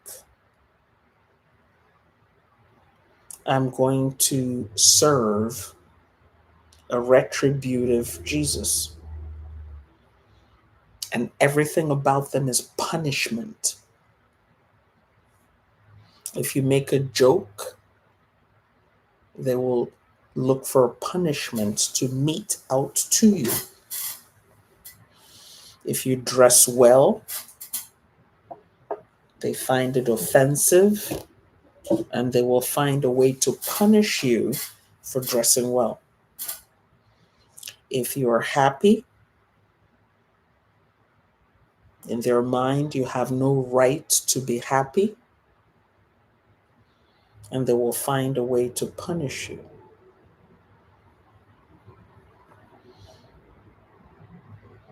And so they start working with the Jesus egregore of punishment. And if I have energy tomorrow, we can talk about that tomorrow. That's a very popular one, the egregore of punishment. There was a young lady I used to know many, many years ago. That was her whole thing, punishment. She left Christianity and became a Muslim at a very young age after her parents punished her for having an affair and getting pregnant out of wedlock. So she converted to Islam, but that conversion to Islam is considered to be a religion of peace, but she had no peace. Very beautiful young woman.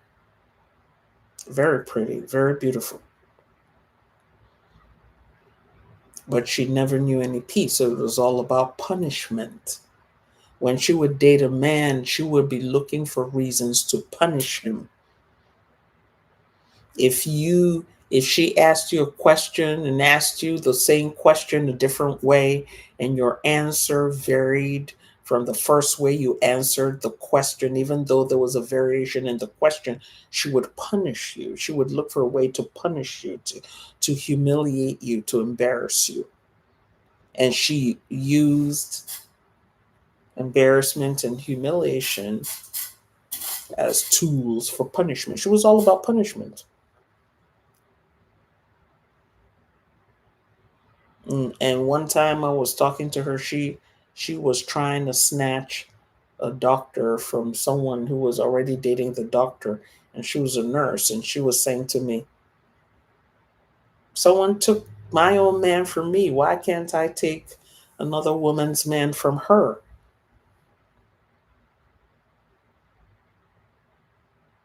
I was punished. Other people need to be punished. If that woman was treating her man well, I wouldn't be out here trying to snatch him away from her. And there was a man that time that so much wanted to marry her. And he was doing well. He was an older guy. And she would use him for rides and use him for running errands and everything and whatnot. And one day he tried to correct her son. Her son was 16 at the time, and he was doing drugs. And she invited him to talk to her son. And the man, like I said, at that time he was in his 40s and he was very firm. He was trying to be firm with that 16-year-old boy. Like, your mother is trying to help you. And blah, blah, blah, blah. And then the son said, oh my God, my mental health. And she turned around and punished the man. She said, why are you tormenting my son? She forgot that she was the one who invited him to come and talk to the son in the first place. Every other word out of her mouth was punishment. They need to be punished. You know, men are deceivers. They need to be punished. Men are liars. They need to be punished. Men are users. They need to be punished. That was her language. That's what she kept on saying. And then I had another friend in the U.S. who was also like that. And she was heavily into this Jesus Egregore punishment. You would come to her home, and on the walls, you would see a variety of Jesuses on the cross. And all of them were looking dreadful. And when I say dreadful, I mean dreadful. You come into her room, her bedroom, she would have multiple Jesuses on crosses in her room. And these Jesuses on these crosses were in various states of agony. Some were in color, some were in black and white, some were sculpture, some were, um, molded stuff, some were paintings, so multiple. And if you asked her, why do you have all these angry looking, sad looking, tortured looking Jesuses up in here? And she said, oh, it's for protection. Protection from what? Protection from who? And she would say, witchcraft. And she too was a very beautiful woman. Very pretty, very beautiful. And she will tell you that's for protection, but when you engage with her, it was always about punishment. Oh, this person made this mistake, they ought to be punished.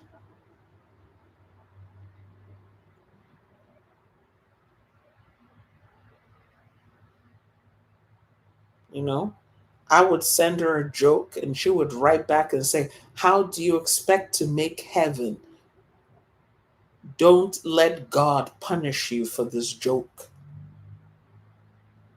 Or do you want God to punish you for this joke?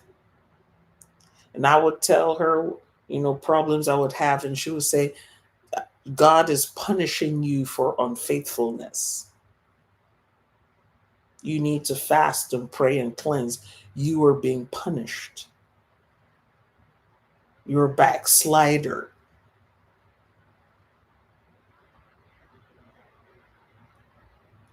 You're being punished for disobedience. That was her language. And so she was intimate with this egregore, Jesus egregore of punishment. Okay? Her significant other would come home and eat and leave the plates on the counter, not on the table, on the counter or in the sink. And she would say, he needs to be punished. I just cleaned the house. Why can't he wash up his plate?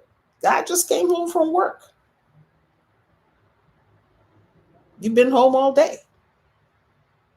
And he came home from work, ate, and put the plate on the counter, kitchen counter, or in the sink. And she's like, yeah, he needs to be punished so that he won't do it again.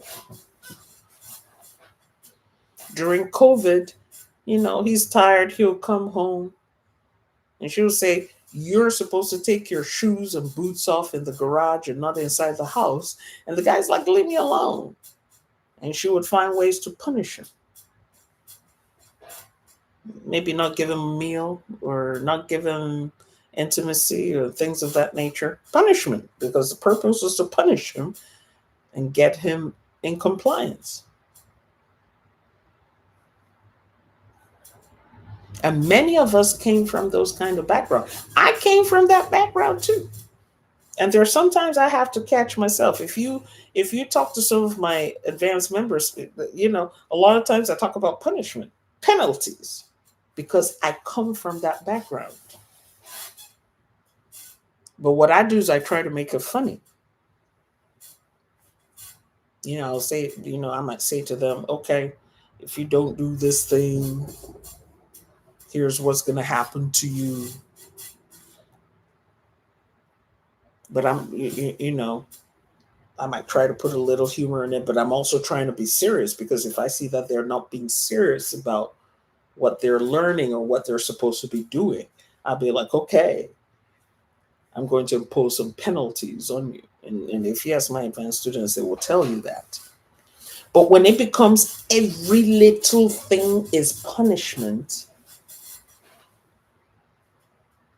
you can't laugh around the person. Like this same person, I mean, she's doing this to her husband, she's doing this to me, and it's for entirely random things. Like there was a party I went to and I had this dress party. Okay, folks, party. And I have this dress that had a deep decolletage, okay? And so you could see my bosom, but not just, you could see the cleavage, but not my bosom, but you could see my cleavage, okay? And it was an African outfit. I had jewelry on and, the gele on and all that. And I'm going to a party. A party. I'm not going for, what example can I give? I'm not going to church in that. I'm not going to the mosque in that. I'm not going to the office dressed like that. Party. Grown and sexy. And I posted a headshot of me and it came down to here. And the way the picture looked the picture made it look like my decolletage was deep, but it actually wasn't. And it was a headshot. I cropped it and put it on my WhatsApp status. And she wrote and complained. She's like, why not just take the whole clothes off and go to the party with your breasts bare? That's what she wrote. How can you're a spiritual teacher, you're a professional, you are a doctorate holder. How can you dress like this to a party? Why not just remove the top and expose your breasts? She wrote. I posted this on my WhatsApp status. I didn't send it to her. We didn't go to the party together. We weren't even in the same town. It's just on my WhatsApp status. And this was a cropped picture. And you know how women, we have these bras that what is it, push-up bra or something, so it kind of brings your bosom together and gives you a nice deep cleavage sort of situation. And she's right in there. You ought to be ashamed of yourself. How can you go to a party looking like this? And I was younger then than I am now. This is about maybe 10 years ago.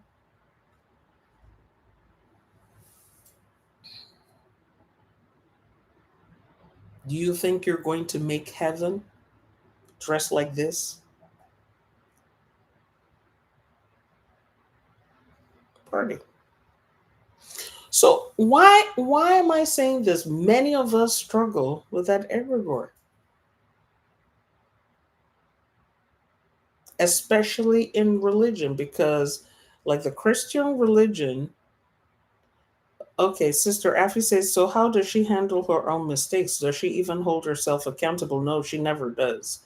Even till today, she never, there's nothing she does. She will never admit her mistake. She will never admit, you see how I'm talking about what I do right and what I don't do right and what I did and what I didn't do. She will never.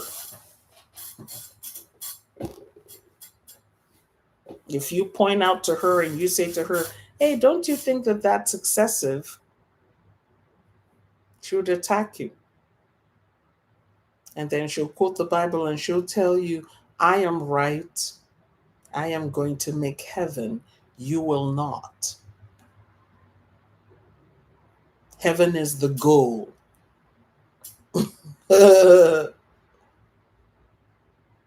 And then she will follow that up with stories from her past about what happened to women who went to parties with their cleavage like this. And of course, a whole bunch of those are imaginary stories. And I remember getting into it with her, and I said to her, do you realize that I was going to a party?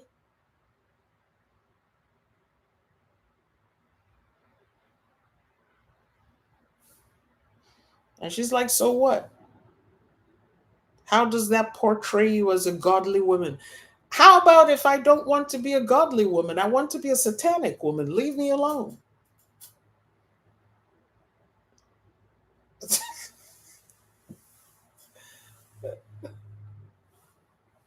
Well, you're going to go to hell. Okay. In the meantime, I'm going to have a good time on my way to hell. Leave me alone. Everybody in the party is dressed like this.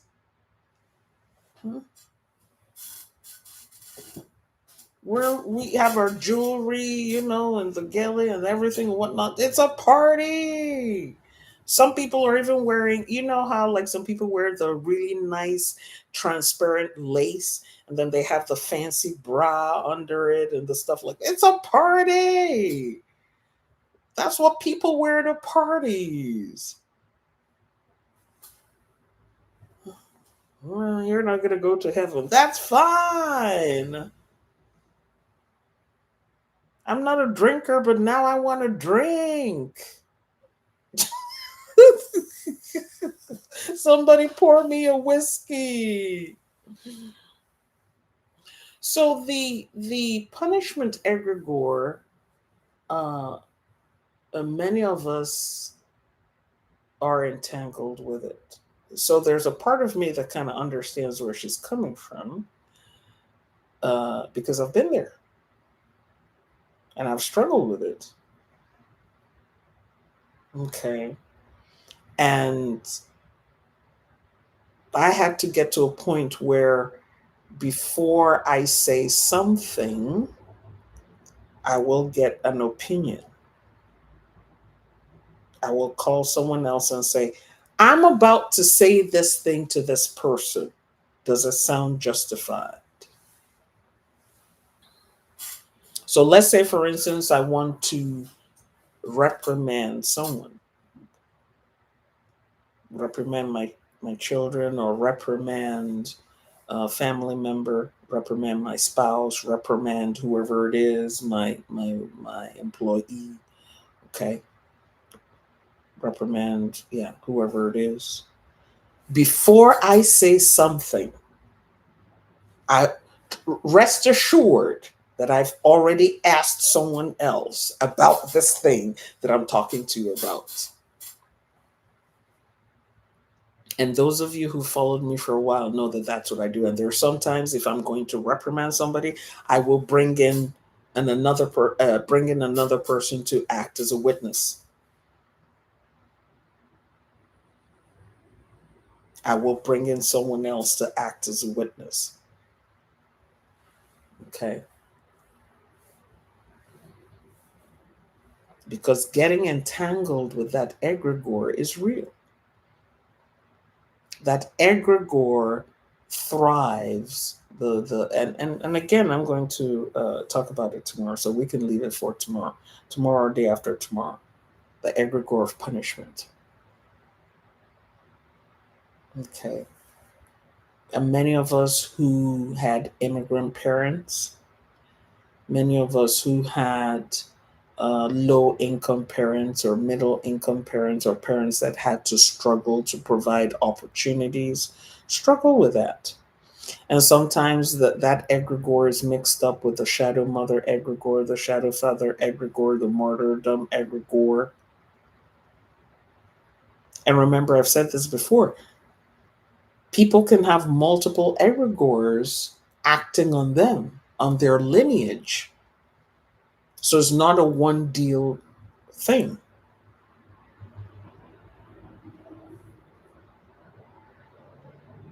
And the reason for this is because of our interrelatedness and our connectiveness.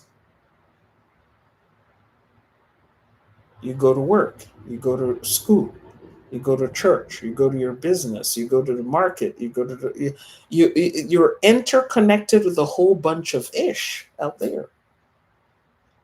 Okay. So what questions do you have about today's class? Now we've been talking about punishment. I want to go and eat some jollof rice with some fried plantains. I probably shouldn't, but there are these plantains. Have you ever had these fried plantains that are sticky sweet? And you eat them and your blood sugar goes up to 7,000. That's what I'm feeling like eating right now. So I'm going to go with some apple cider vinegar. I'm gonna go with some apple cider vinegar. Like quaff that down. You know. Today is a Sunday. It's sunny outside, so it's a good day for jollof rice. Now, what I will tell you, I do miss the African jollof rice. Okay, I do miss like, and when I mean African jollof rice, I mean on the continent itself. Okay, there's this place in Lagos. I have different places that I eat when I go to like Nigeria or go to Ghana. I have different places where I eat, but there's this place. It's in Lagos. It's a bus stop, Ikeja bus stop. Okay. And y'all, I don't care if you judge me for this, okay? Because I am not entangled with the egregore of punishment. So if you're entangled with the egregore of punishment, that's your problem. If you're entangled with the egregore of what was the egregore we are talking about today? That's on you. Okay. I like going to this place. It's open air vendors and they come out at night. Okay. They only come out at night. Now, you do not look too closely to the hygiene of the place. Because if you one look too closely, you're not going to eat anything. Secondly, you need to have a cast iron constitution, a cast iron belly to eat in these places. Okay. And speaking of Nigeria, who the hell is this? Can you imagine somebody calling me from Nigeria? Sadiq? It's probably a scammer. I don't know. I don't know. The Sadiq I know um, won't call me from this kind of number. Here. Hello? Yes? How may I help you? See what I said? It's a scam caller. Talk about Nigeria. Talk about Nigeria. Did you hear the guy says hello? Say, how can I help you? Was this a spam call? Yes, it was a spam call.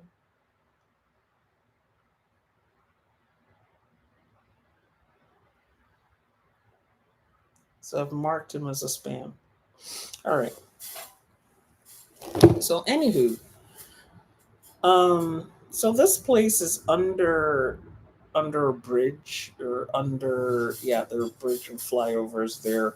And Grace L says, add the egregore of judgment. Yeah, I'm sure there's an egregore of judgment.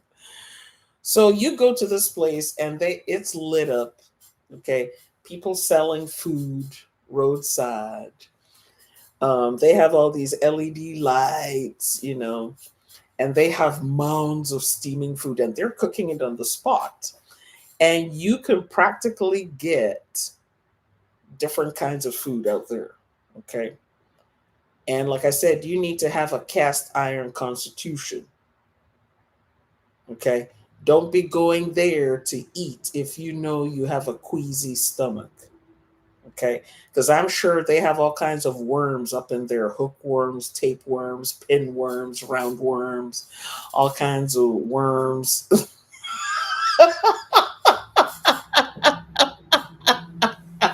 Okay. And Timazuma says, with that description of the vendor, that's what makes the food tastier. And you're right. So what I learned to do, and I've learned this over the years, you go with some flagyl. There's this really strong antibiotic. Okay. So you either take the antibiotic before you go to eat there, or you take the antibiotic right after you're done eating the food. But usually I take that antibiotic before you eat the food. Okay. Miss Rosemary says, oh no, I would die. No, I would die because the food is tasty.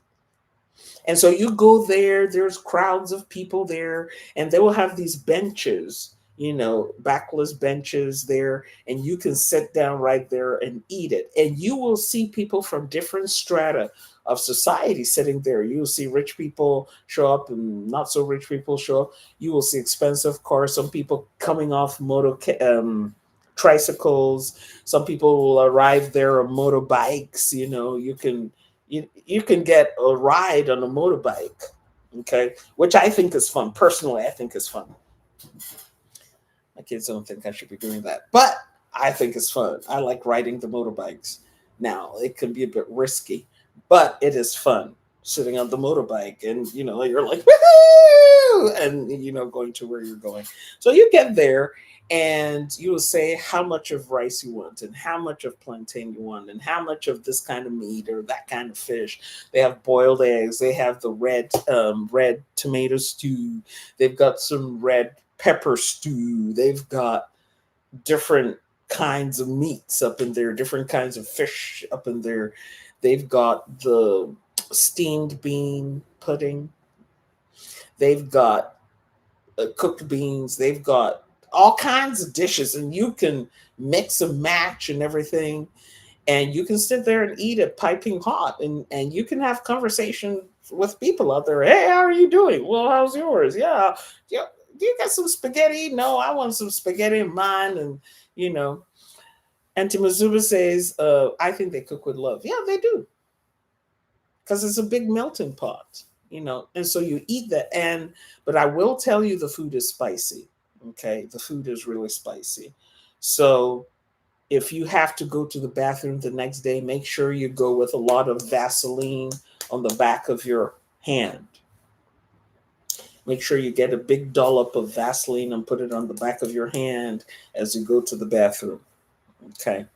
If you're not into spicy food, I'm into spicy food, but even I have my limits, because some of that stuff, like, it depends. Like, some of it is like spicy, like hellfire, Diablo spicy.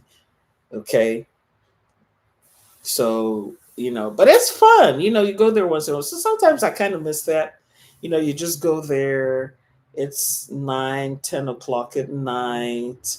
People are sitting, and it's busy. There are cars, buses, passengers, pickpockets, it's busy. And you're just sitting there and you're eating the food. Or if you came in a car, you can get your food and eat it in your car, or drive off with it, whatever. But you get to meet people and talk with people. You'll see pretty girls, handsome men, strange people. And when I go there, I usually dress up like an area mama. You know what I mean? So I don't dress like this. Okay. Dr. Karen says, yo, indigestion at its best. Hey, you go with what you need. So I go dressed up like an area mama. You know what I mean? So when I go there, I don't put on any of these stuff. Now I will have my protection, bracelets on. I will have all these on, but I will dress like I will put on like a polo shirt or jersey shirt, and basketball shorts, and I have the long socks on with the rubber slip-ons. You know what I mean? And no makeup. I'm gonna have some lipstick on and eyeliner. You know, and I'll have my hair like this, and I'll go there, and you hear people say "mama de mama, mama, mama," say hey, hey, hey. You can't run up in there and say, "Oh, I'm from America. I just flew in from the US of A." It's not a good idea to go there and make those kinds of announcements. If you see poor hygiene, you're out of there. Well, girl, some of us, we grew up in the hood. We grew up in the streets. So, it adds to the adventure of being on holiday. So, have fun and see if your spirituality works for you out there. My spirituality works for me out there.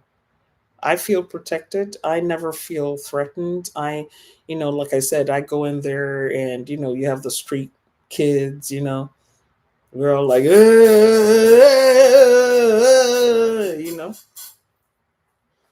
and they look at my tats. They'd be like, "Mama, mama, you're on a different level. You got tattoos." I'm like, "Yeah, yeah, yeah." I'm like, "Yeah, when I was your age, And of course, I have to change my accent and everything. But, I'm like, "Yeah, when I was your age, now I'm retired, I'm retired, I'm leaving it for," and they'll be like, "Yeah, and you hang out there for a couple of hours, and you hear what's going on in the community, you hear what's going on in the society, you hear what people are concerned about. If that's the kind of thing that's interesting to you, you hear what people are interested in, what they're concerned about, the kind of thing, and just mixing with people sometimes is just good for the soul. You're never going to see them again. They're never going to see you again. They don't know where you came from. You don't know where they came from. But just that moment of interacting with other human beings is good for the soul. It's good for the soul. Sometimes you might have the opportunity to give some advice. You might be able to help someone, quietly help someone. Sometimes I will buy meals, if I'm sitting in a particular area and I count the number of people who are there. I might say, okay. I might say to the food vendor, "Hey, it's on me. Everybody get what you want to eat." Everybody's like, "Mama de mama, mama de mama, mama of the men." And everybody quickly gets their food. I pay for it. And we're like, "Oh," And so during my stay there, if I show up there again, I'm already automatically protected. Because if somebody wants to F up, the other person says, "Don't you remember Mama? Mama is the one who took care of us on Tuesday night." Everybody's like, "Hey, Twala, Mama," And you build goodwill. Sometimes it's the little things that build goodwill. It doesn't have to be the big and the grand things that build goodwill. And when I look at those children on the street, I remember being like them on the street myself. And I remember how hard it was living on the streets of Lagos. It was hard. Some of those kids sleep out there. There was a time I saw, what I think it was a 6-year-old or 8-year old, I forget, and he had been out there since he was 2. He was out there on that street since he was 2. And I met him, he was like maybe 6 or 8 years old, something like that. His mother had him, got him to the point where she weaned him and left him on the streets. And he had been self surviving, self sustaining on the streets since he was 2. Never went to school. So it was the other kids on the streets were teaching him basics, and I guess it helped that he was a boy. But I'm not going to be naive. He could have been essayed, because I know, it's a rough life out there. So maybe even at 2, somebody was essaying him before somebody else would take him under his wing. So imagine a child being left on the streets at 2, and at 2 years old, they're fending for themselves. And I met them at 6. It's heartbreaking.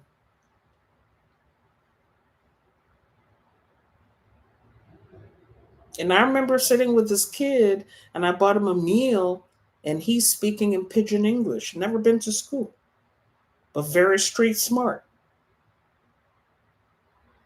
And I wasn't there to try and impart wisdom to him. I just wanted him to have a good time. I just wanted him to have a good time with me. So we're cracking jokes, and I'm having him tell me stories, and I'm like, oh my God, I'm acting shocked and surprised. And the more shocked and surprised I was acting, the more stories he would tell. He wasn't even a teenager yet. And so that's why it may appear sometimes like I'm unsympathetic to people when they're complaining about their lives in the Western world. Somebody's like, oh, my boss doesn't like me. I feel bad. I'm depressed. I don't have this car, don't have this house. And I think back on kids like that. Imagine being 2 years old, fending for yourself on the streets. He had no home. These are kids that when politicians are doing what the politicians call them the expendables. They send kids like this, they give them small amounts of money, and they will send them to do destructive things here, there, and everywhere, in the name of campaigning. And politicians consider them the expendables because they have no mother, no father, no home, no family. If they go missing, nobody will go looking for them. Nobody. So you have a lot of those politicians in those places use kids like that because they consider them expendable. So the only thing I said to the boy, I said to him, be wise. Don't allow anyone to waste you. And he said, yeah, Mama, I know. I said, don't. If it looks too dangerous, pull back. Don't try to prove yourself to nobody. Take care of number one. He says, okay, Mama, I hear you.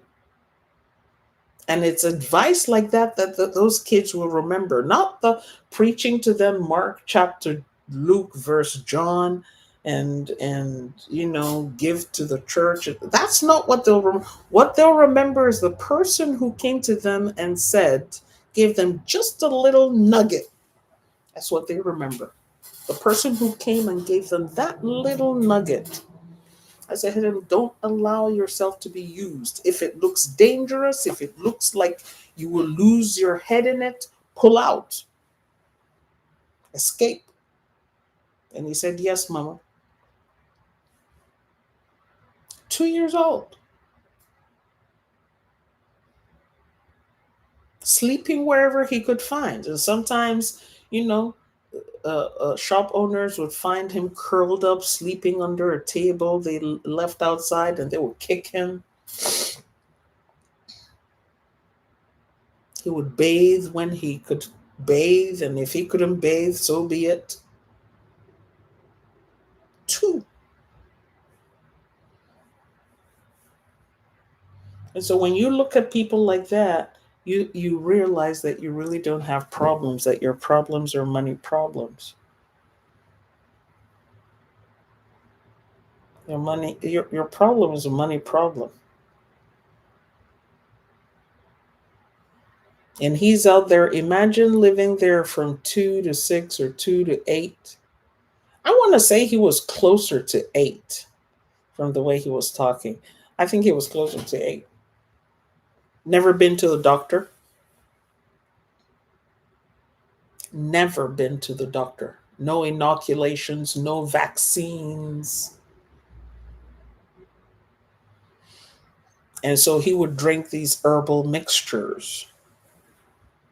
And at that age, he was already drinking alcohol. And so he was drinking these herbal mixtures. So if he had tummy ache or something, he would go get an herbal mixture. They had people who would sell herbal mixtures and he would drink that.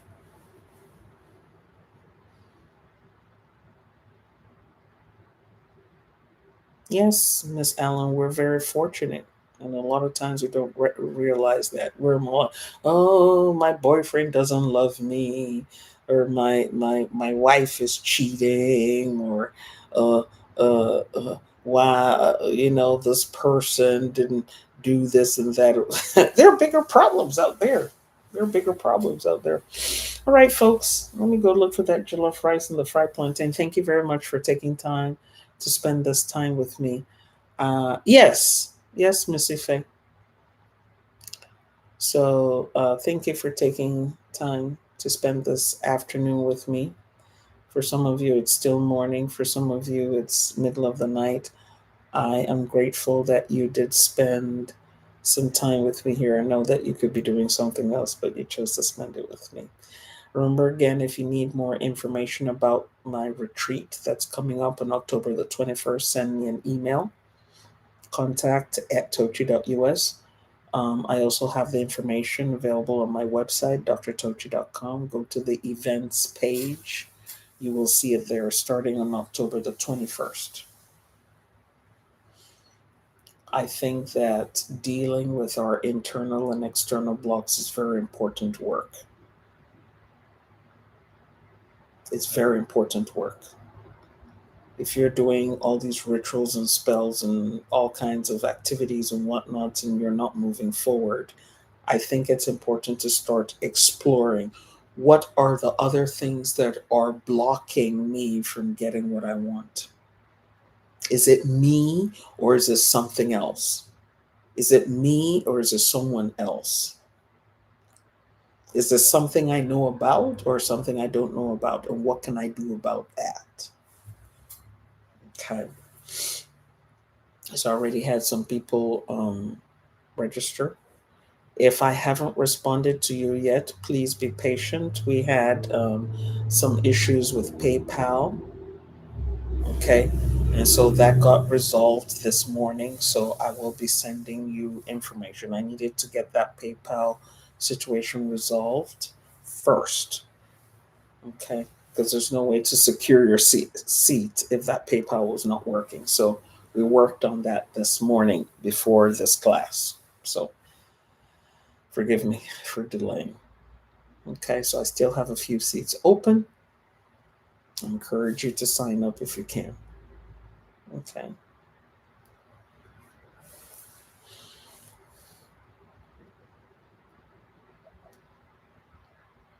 We're thankful to our Creator. We're thankful to our guardian spirits. We're thankful to our ancestors. We're thankful to our spirit guides. We're thankful to the unknown masters and teachers. And we are thankful to our own spirits.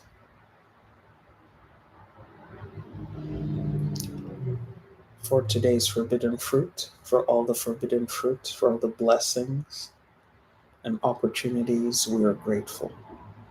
Ashe, Ise, Kamaga, the Koza, the Seti, the Konde, Ayibobo, and Ho. It is done, is finished, is complete, Obrigado. Amen. Ma'at. Thank you for coming.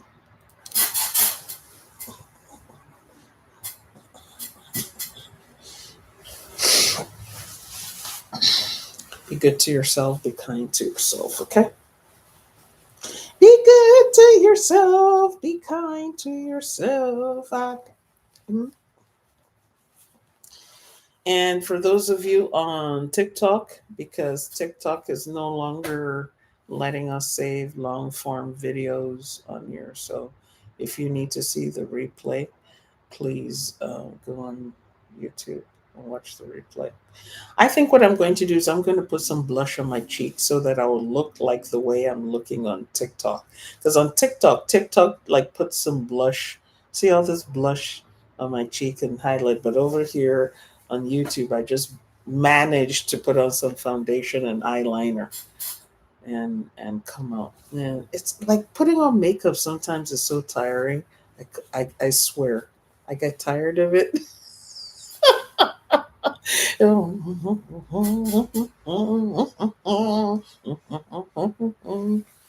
I get tired of it. I won't lie, I get tired of it. I think maybe I should I have like jollof rice with grilled fish and plantain.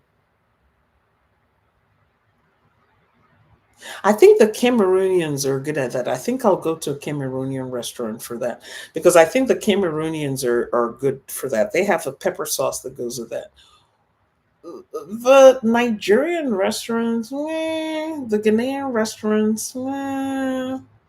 Now, the other people who have interesting jollof rice that I really like is the Senegalese.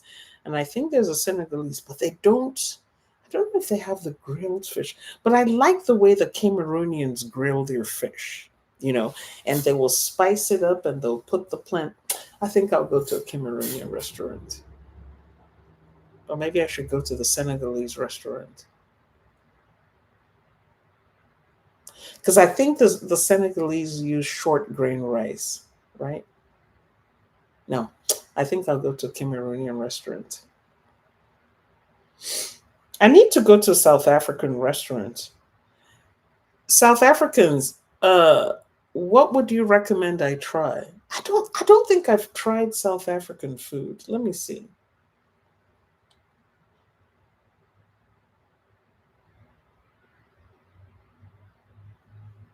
I've tried East African food, injera, and there's this other one made from cornmeal. You know, in Europe, it's called polenta. I'm trying to remember what it's called in East Africa. It's not fufu, but it's made with cornmeal and is not seasoned, and then you can use that cornmeal with something else. No, is it? That's not matoke. No, that's not matoke. Go have jerk fish and jerk veggies. Jamaica. Yeah, I had some Jamaican food, but the Jamaican food, the 2 or 3 places I've had it. It's like overly.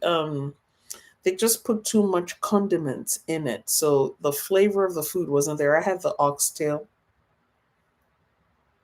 I had the oxtail. Kenyan cuisine. I'm not sure we have a Kenyan restaurant out here. I know there's the Blue Nile, which is Ethiopian, so you can get injera. Uh, I don't know that there's a Kenyan restaurant out here, but there was a Zimbabwean restaurant I tried in North Carolina last year. The lady, she's married to the mayor of Raleigh, Durham, in North Carolina. She's from Zimbabwe. And I tried her version of jollof rice and I laughed and I told her husband, I said, this is not jollof rice. Okay. But I tried every other thing they had. I went with one of my students, one of my fave students. We went there and the food was delicious. But the jollof rice, I don't know. I said to them, no, no, no, no, no, no. This is not jollof rice. Okay. It was like boiled rice in broth. I was like, no, no, no, no, no, no, no, no, no. Stick with Zimbabwean food. But there's this, she also served it. It's made from cornmeal and it almost looks like a fufu, but it's not. And so when they make it, then you're supposed to take some of it and eat it with meat. I just forgot the name of it. I'm sure you know it's eaten in East Africa. Um, and I know as soon as I walk away now, I'm going to remember what it is. That was really nice. And yeah, maybe I should look for a Kenyan restaurant. But I asked the South Africans in the room, what would you recommend I eat? And they didn't say anything. So I'm assuming there's nothing from South Africa I can eat. Okay. So let me just go to the Cameroonian restaurant. Now, Cameroon has some really, like, they're really good with the grilled fish. Okay. You need to try their tilapia or ugali. Thank you, Mr. Penda. It's ugali. It's ugali. Yes, it's ugali. I couldn't remember what it was called. Ugali. Yes, you're correct. Ugali. That's what it is. And that ugali is basically the same thing as polenta in Europe. Yeah, as ugali. That ugali goes with a lot of things. I like it. Ugali, yes. So, but if you haven't tried Cameroonian food, okay. Grace says it's saza porridge. It's also eaten in southern African countries. Try chisa nyama brai meat on porridge. Okay. I think there is a South African restaurant. So I'm just making a note of it so that when I go there, I know what to ask for. Okay. Ugali and fish. Yeah. I think what she gave us was ugali and oxtail, braised oxtail. I think that's what she gave us last year. So she had the ugali and then she had the braised oxtail. And then do you know how she served this? She served this in tin plates. Do you remember those tin plates? Well, you wouldn't know the tin plates if you didn't grow up poor. But if you grew up poor, you would remember tin plates. Do you know those tin plates? And they would enamel the outside of the tin plate so that it would look like china, but it's not china. It's actually a tin plate enameled, and the enamel would they would put painted it with flowers or something or whatnot, but it's an enameled tin plate, which is an imitation china. And if you grew up like poor or you grew up lower income, you would know this plate. And incidentally, they have a lot of those plates in Mexico. So busy face like I'm salivating. And then so she had it in those plates, and she had like a bowl with this tin bowl, and then she would have the braised oxtail in it, and the oxtail was like drop off the bone kind of meat, and then she had the ugali in another tin plate. So it was just like, imagine that you just went to a roadside vendor in East Africa, and you went there and they just served you in these tin plates. You know how it is, and they wash it there and they serve you in this tin plates. But it was a high end restaurant. But I think she was doing that just for the ambience of the thing. Okay, use anything with ugali. Sometimes I put in raisins. Okay, that's interesting. Yeah. So she had the braised oxtail in this little bowl like thing, and the ugali. And then there were other things we ordered. We had a mishmash of things that we ordered. So we were trying, a little bit of this, a little bit of that. But I liked the ugali. It was really nice. I liked it because it had that plain taste. I think maybe she just put a pinch of salt in it, but it just has this plain taste that can then go with anything else. It's just like having fufu and then the soup that goes with the fufu, so the fufu doesn't overpower the soup, it, yeah, that kind of concept. So it was just like amazing. I just liked it. And I was like thinking, I don't think I've had South African food before, but I'm gonna look at that chisa nyama bry meat on purge. Now the first thing is to find a South African restaurant, which I think there should be a South African restaurant here, but I'll look for it. All right. So take care, everybody. Love you all. Yeah. But yeah, let's go have that Cameroonian food. That's what I'm gonna have. Fried plantains, maybe fried yams. Nah, fried plantains, grilled fish with a little hot sauce and vegetables with that. I think that's what I'm going to do, and then have a cold malt drink with it. All right, so see y'all tomorrow, God willing. Take care.